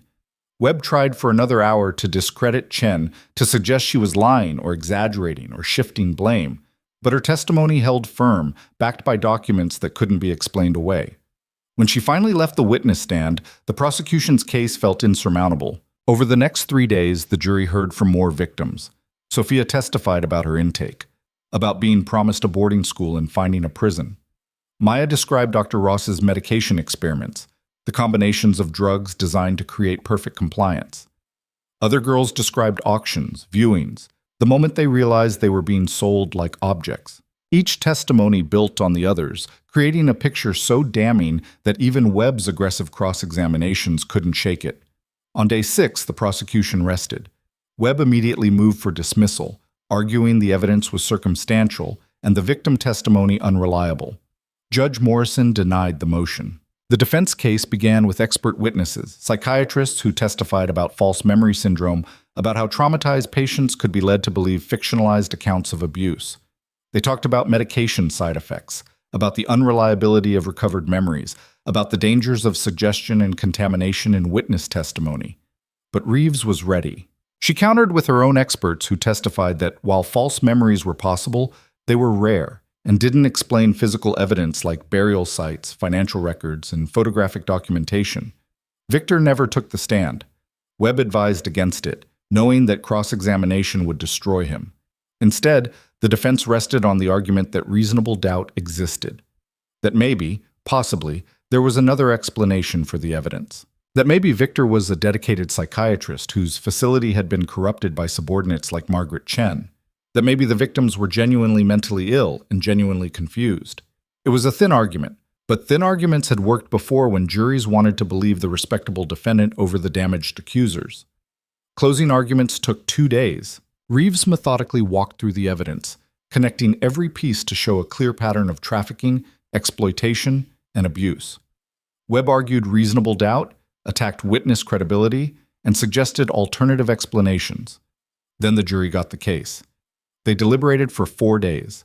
Alara spent those 4 days in the safe house, unable to eat, unable to sleep, unable to do anything except wait for 12 strangers to decide whether her truth mattered. On the 4th day, Officer Park's phone rang. They have a verdict. The courtroom was packed when Alara arrived. Victims filled the gallery. Media crowded every available seat. Damian Moretti sat in the back row, his presence a quiet reminder that some protectors didn't wear badges. Victor sat at the defense table, his face calm but his hands clenched tight. The jury filed in. None of them looked at Victor. Alara had read that was a bad sign for defendants. When juries couldn't meet the accused's eyes, it usually meant conviction. Judge Morrison addressed the foreperson. Has the jury reached a verdict? We have, Your Honor. On the charge of human trafficking in the first degree, how do you find? Guilty. On the charge of conspiracy to commit trafficking, how do you find? Guilty. The verdicts continued. Guilty on all 73 counts, kidnapping, false imprisonment, conspiracy, fraud. Every charge, every count, guilty. Victor's calm facade shattered. He turned to Webb, who could only shake his head. Around the courtroom, victims were crying. Sophia hugged her parents. Maya was sobbing with relief. In the back row, Damian Moretti sat perfectly still, his eyes locked on Victor with an expression that promised the legal consequences were just the beginning. Alara felt like she was floating. 4 days of terror, 6 weeks of trial, 2 years of captivity, all leading to this moment. 12 strangers had listened to her story and believed her. Truth had won. Judge Morrison set sentencing for 3 weeks later and remanded Victor to custody. As guards led him away, Victor looked directly at Alara. "This isn't over," he mouthed. Alara stared back, no longer afraid. "Yes, it is." Outside the courthouse, media surrounded the prosecutors. Reeves gave a statement about justice for victims, about the importance of believing survivors, about sending a message that wealth and status didn't place anyone above the law. Alara stood to the side with Officer Park, watching the circus unfold. Detective Quinn found them. "You did it. You actually did it." "We did it," Alara corrected. "All of us. Every victim who testified, every investigator who built the case, every person who chose to believe us instead of dismissing us." "What happens now?" Alara thought about the question. What did happen now? Victor was convicted but not yet sentenced. The other defendants still faced trial. 37 victims were beginning the long process of healing, and she was 18 years old with no family, no home, and a trauma that would take years to process.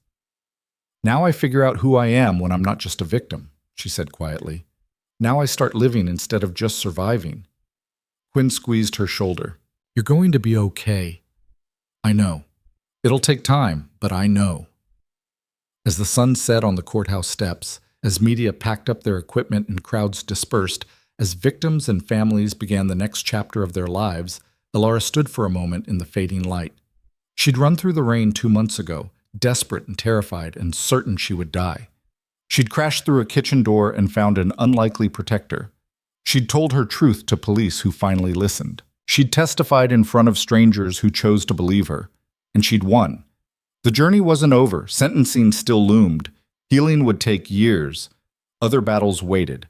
But tonight, standing on courthouse steps as a free person whose voice had mattered, Alara Vale allowed herself to feel something she hadn't felt in 2 years. Hope. The 3 weeks between verdict and sentencing stretched like years. Alara spent them in a strange limbo, no longer a captive, not yet fully free, existing in the uncertain space between trauma and healing. The safe house had become familiar, almost comfortable, but she knew it was temporary. Eventually, she'd have to face the world outside, figure out where she belonged, decide who she wanted to become. Officer Park helped her apply for a GED program, since her education had been interrupted 2 years ago. A victim services counselor connected her with housing assistance and job training programs. Dr. Chen continued their therapy sessions, helping Alara process not just the abuse she'd survived, but the courtroom battle she'd endured. "You're allowed to feel relief without feeling guilty," Dr. Chen said during one session. "Survivor's guilt is normal, but it's not fair to yourself." I keep thinking about the girls who didn't make it," Alara admitted. "Jessica, who died trying to escape. The ones who were sold before the raid. The 217 victims Margaret Chen testified about. I survived, but they didn't. You survived because you were brave enough to run and lucky enough to find help. That's not your fault. And your survival gave voice to all those other victims. You testified for them too." "Did I? Or did I just testify for myself?" "Both. And that's okay. You don't have to carry the weight of everyone's story. Your own is heavy enough." Alara stared out the window at the autumn leaves falling from trees. "What happens after sentencing? After this is all really over?" "You get to decide. That's the gift of freedom, choice. You can go back to school, get a job, move to a new city, stay here and become an advocate. Whatever you choose, it's yours." "I don't know how to choose. For 2 years, every decision was made for me. What to wear, what to eat, where to go, what to say. I forgot how to want things." "Then start small. What do you want for dinner tonight?" The question was so simple it was almost absurd, but Alara realized she couldn't answer it. She'd been eating whatever Officer Park brought her, grateful for food but never considering preference. "I don't know," she whispered. "That's okay. Tomorrow you can try choosing breakfast, then lunch. Small decisions that remind you that your wants matter. Eventually, bigger choices won't feel so impossible." While Alara worked on remembering how to want things, the legal machinery ground forward. Senator Morrison pleaded guilty to 3 counts of trafficking and was sentenced to 25 years. Judge Whitmore went to trial, was convicted, and received 30 years. Captain Hayes accepted a plea deal for 18 years in exchange for testimony against other corrupt officers. CEO. Marcus Thornton fled the country, but was captured in Mexico and extradited to face charges. One by one, the powerful men who'd thought their money and status made them untouchable learned that some crimes couldn't be buried. Margaret Chen received her promised reduced sentence, 17 years with possibility of parole after 12. Dr. Michael Ross, the fake psychiatrist who'd experimented on victims, got 40 years without parole. Guards and staff from Clearwater Hills received sentences ranging from 5 to 20 years, depending on their level of involvement. The network that had operated for over a decade, that had destroyed over 200 lives, that had hidden behind respectability and forged documents, was dismantled piece by piece. But Victor Dane's sentencing was different.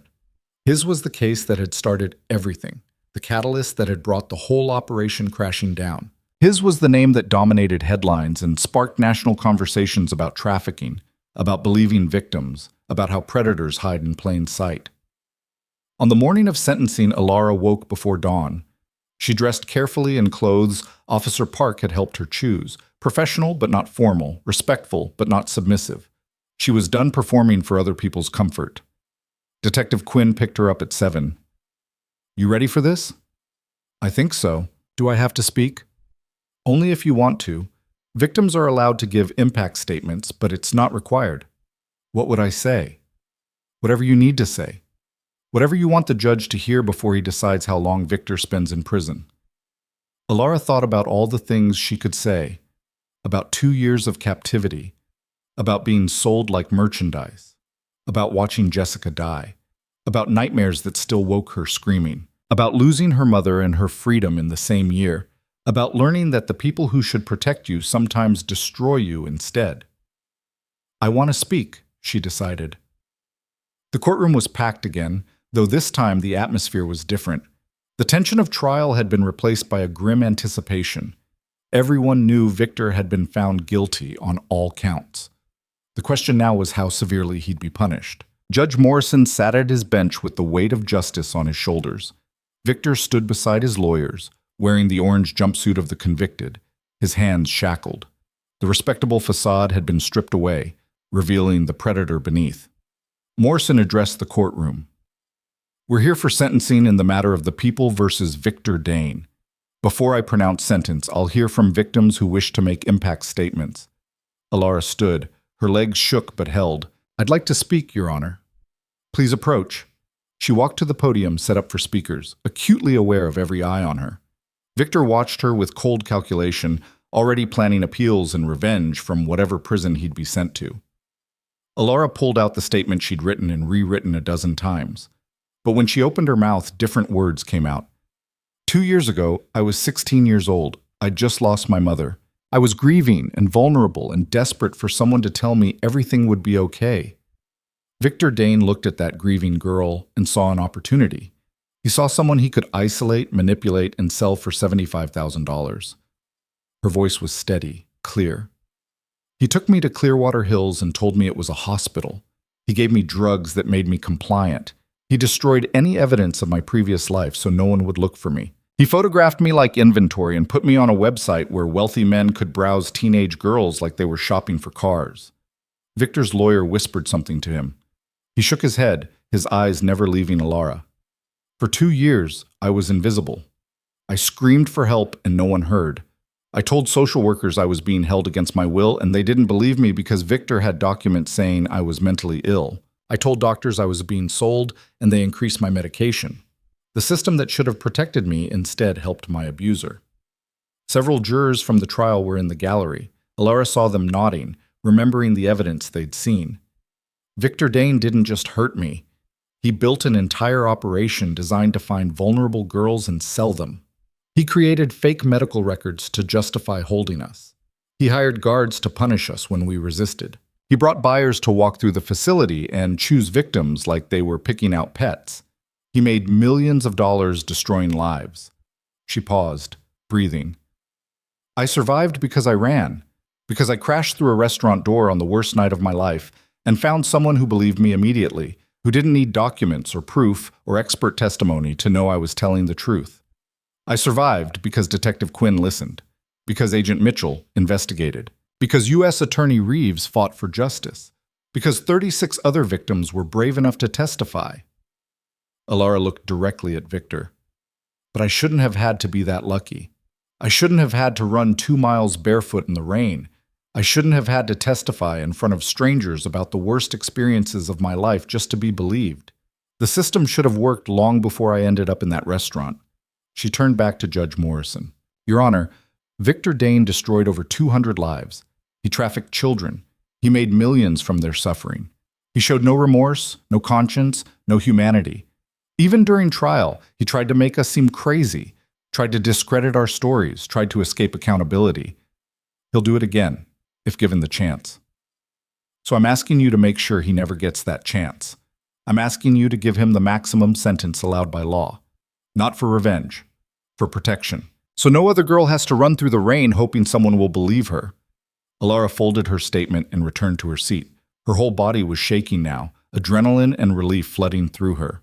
Sophia spoke next, describing how Victor had promised her parents their daughter would receive excellent care at Clearwater Hills, while actually planning to sell her within 6 months.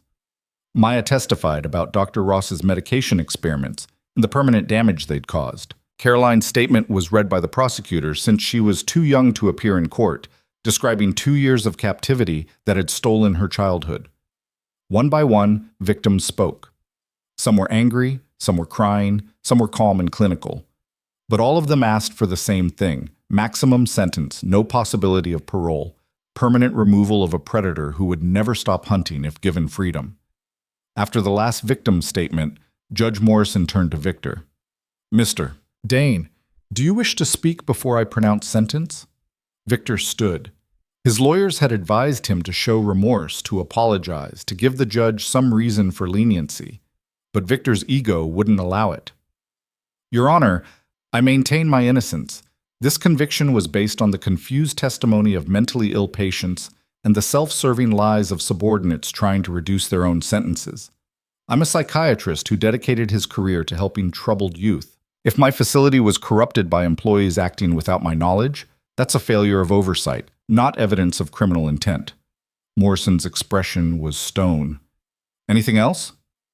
I request the minimum sentence allowed by law and immediate consideration for appeal. This conviction is a miscarriage of justice. Noted. Morrison shuffled papers.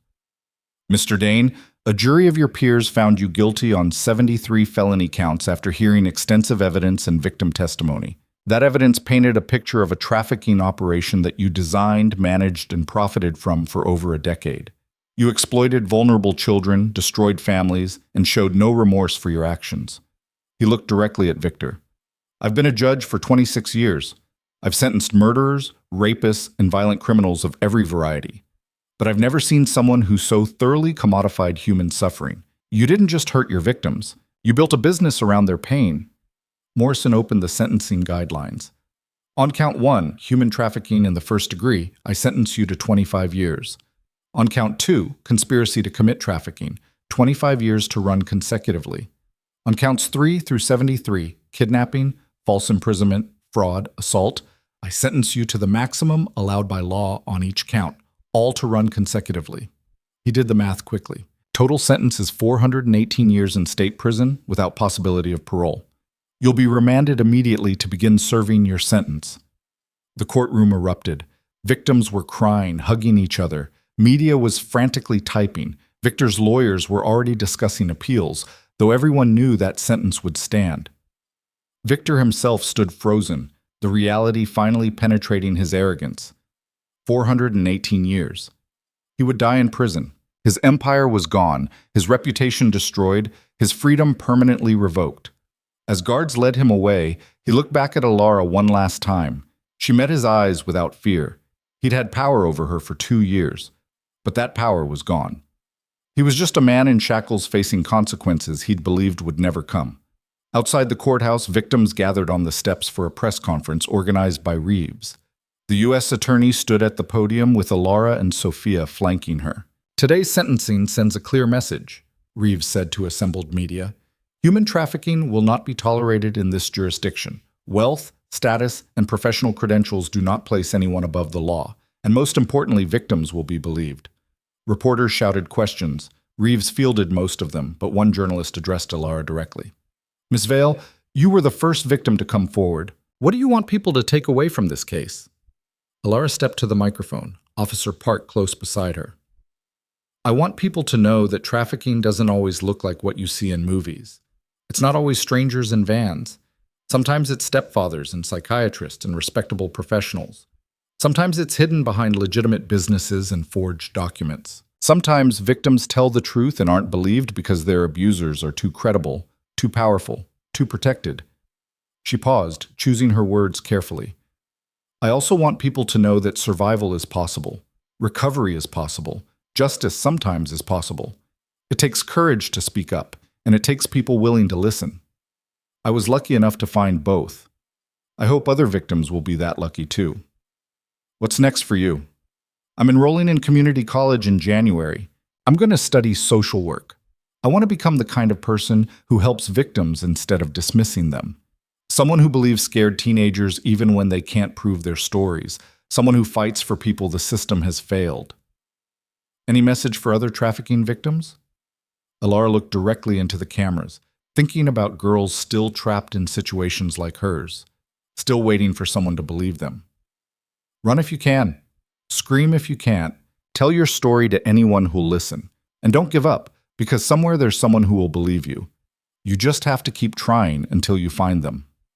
As the press conference wrapped up, Detective Quinn pulled Alara aside. There's someone who wants to see you. He's been waiting for the trial to conclude before making contact, but now that everything's over, she gestured to a car parked across the street. Damian Moretti stood beside it, watching the crowd, but making no move to approach. Alara's heart jumped. She hadn't seen him since that night in the restaurant, though she'd thought about him constantly. The man who'd believed her when no one else would. The unlikely protector who'd started this entire chain of events by asking one simple question. Can I talk to him? You're both free citizens now. Talk to whoever you want. Alara crossed the street, Officer Park staying discreetly back but keeping watch.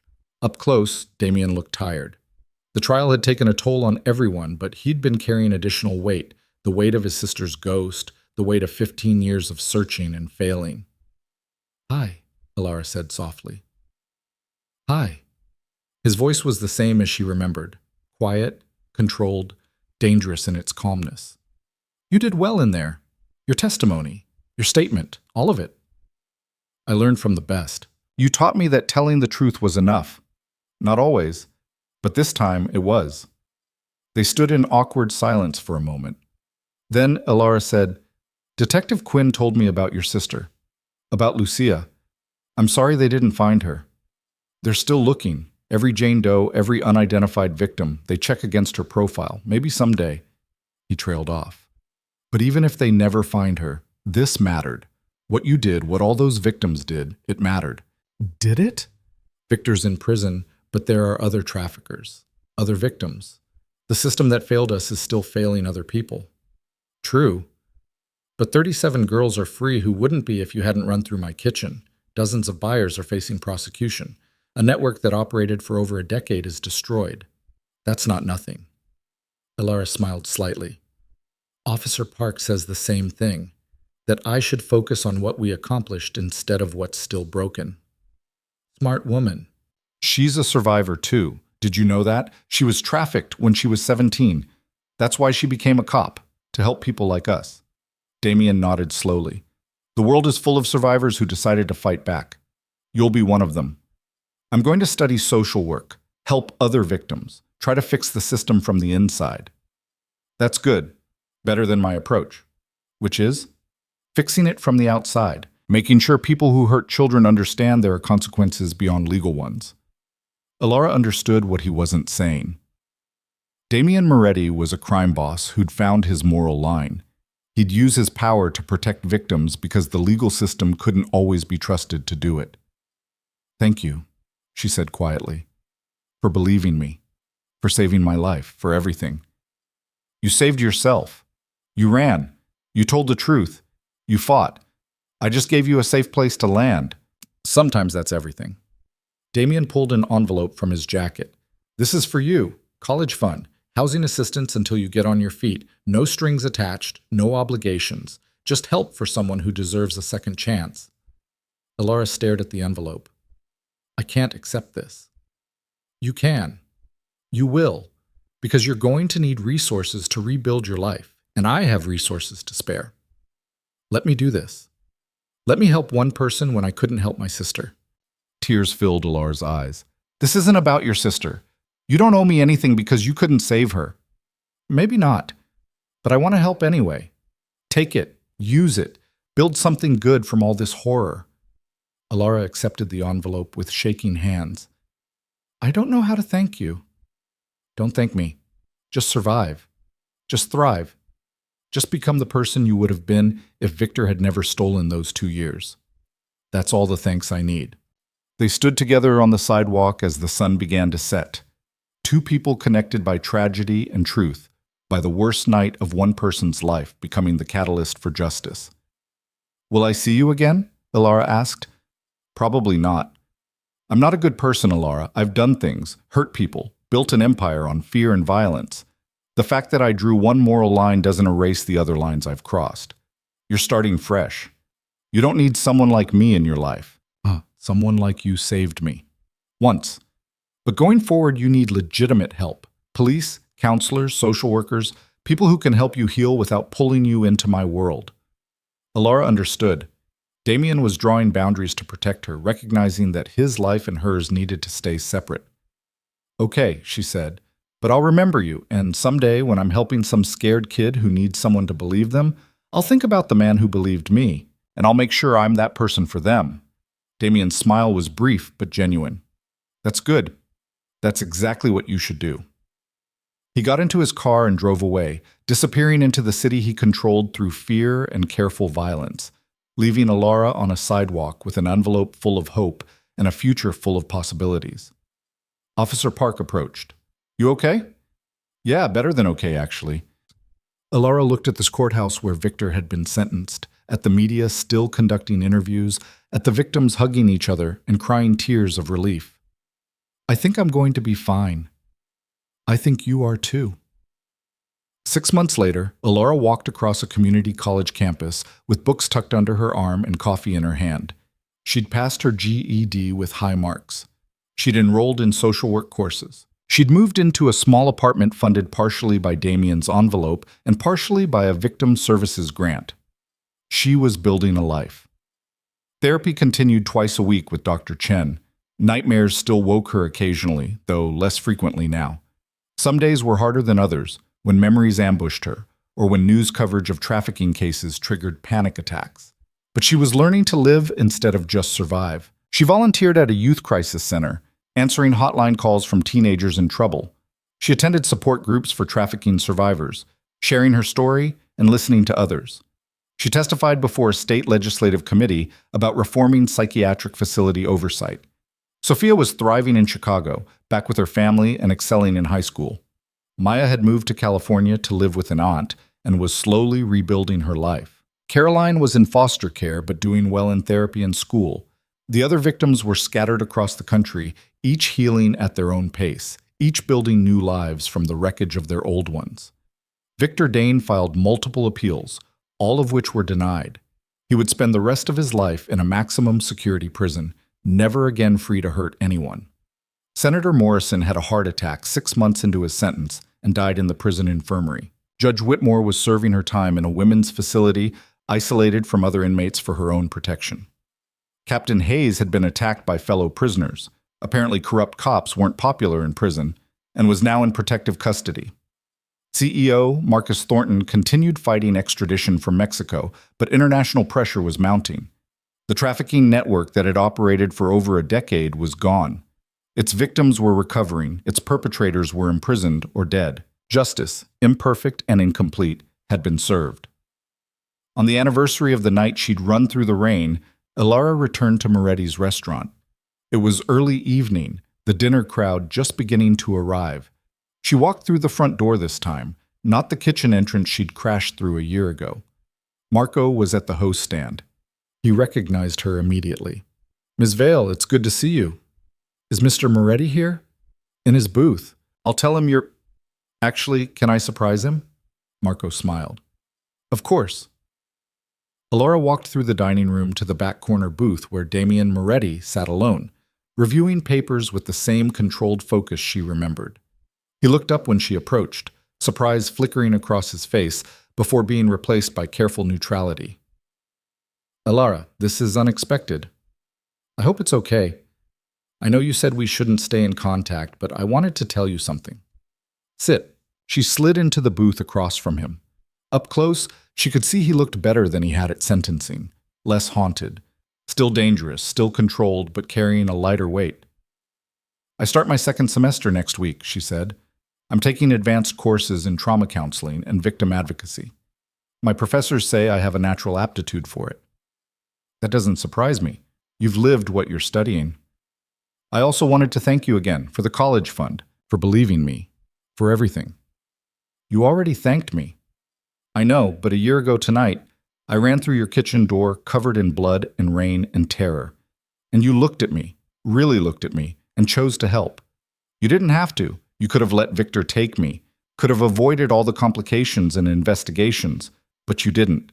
You saved my life." Damien was quiet for a moment. Then he said, "I got news last week. They identified one of the bodies from Clearwater Hills. Girl named Lucia Torres, 17 years old when she died. Not my sister, but someone's sister, someone who mattered. I'm sorry. Don't be. At least her family has answers now. At least she has a name instead of being Jane Doe forever." He looked at Alara. "Sometimes that's all we can give victims. Names, justice, the knowledge that they mattered. Is that enough? It has to be, because it's all we have." They sat in comfortable silence for a moment, two people connected by trauma and truth, by the worst night that had somehow led to the best outcome possible under the circumstances. "I have something for you," Alara said, pulling a folded paper from her bag. "I wrote this for a class assignment, about the night I escaped, about finding help, about you." Damien unfolded the paper and read. It was a short essay, beautifully written, describing the moment she'd crashed through the kitchen door and found someone who believed her. It described his calm question, "Do you know him?" and how those 4 words had changed everything. It described the trial, the verdict, the sentencing. And it described what came after, healing, growth, the decision to help others. The final line read, "Sometimes the most unlikely people become heroes. Sometimes criminals have stronger moral compasses than respectable citizens. Sometimes the person everyone fears is the only one brave enough to fight monsters. I'm alive because Damien Moretti chose compassion over convenience, and I'll spend the rest of my life trying to offer others that same choice. When he finished reading, Damien was silent for a long moment. Then he refolded the paper carefully and handed it back. That's generous. Probably more generous than I deserve. But you deserve credit for what you did. Maybe. But don't romanticize it. I'm still a criminal. I still hurt people. One good action doesn't erase a lifetime of bad ones. No, but it counts for something. It counted for everything to me. Damien gestured to Marco, who brought over 2 glasses of sparkling water. To survival, Damien said, raising his glass. To people who choose to help instead of looking away, Alara countered. They clinked glasses and drank. What's next for you? Damien asked. More school, more volunteering, maybe eventually a job with victim services or a crisis center. I want to build something good from what happened. Want to make sure other girls don't spend 2 years waiting for someone to believe them. That's good work, important work. What about you? What's next for the crime boss who saved a trafficking victim? Damien smiled slightly. Same thing I've always done. Run my empire. Maintain control. But with one new policy. Anyone in my organization who hurts kids gets dealt with permanently. No warnings, no second chances. I'm using my power to make sure monsters understand there are consequences.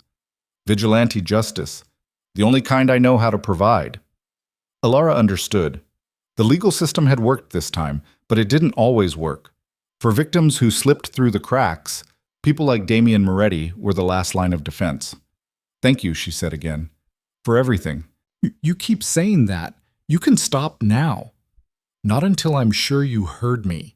Not until I'm sure you understand that what you did mattered. Damien looked at her with ancient, tired eyes that had seen too much and carried too many ghosts. I hear you, and I'm glad I could help. But Alara, you did the hard part. You ran. You spoke. You fought. All I did was give you a safe place to land. The courage was yours. Maybe we both deserves credit. Maybe. Alara stood to leave. Before she walked away, she turned back. If you ever find out what happened to your sister, if you ever get answers, I hope they bring you peace. Thank you. And if you ever need help, real help, emergency help, you call me. Doesn't matter what it is or when, you call. I will. She walked out of the restaurant through the front door into a spring evening that smelled like rain and new beginnings. Behind her, Damien Moretti sat in his booth and watched her leave. This girl who'd crashed into his life and reminded him that some things were worth protecting. Marco appeared at his elbow. She's doing well. She is. You did a good thing, boss. I did one good thing. Doesn't make me good. No, but it makes you better than you were. Damien didn't respond. He just sat in his booth as the restaurant filled with diners and conversations, as the city outside continued its endless dance of light and shadow, as somewhere in the night another victim was running from another monster, hoping to find someone who would believe them. 1 year after the worst night of her life, Alara Vale stood on a community college campus and looked at the future with something approaching optimism. She had scars, physical, emotional, psychological scars that would never fully heal. She had nightmares that still woke her screaming.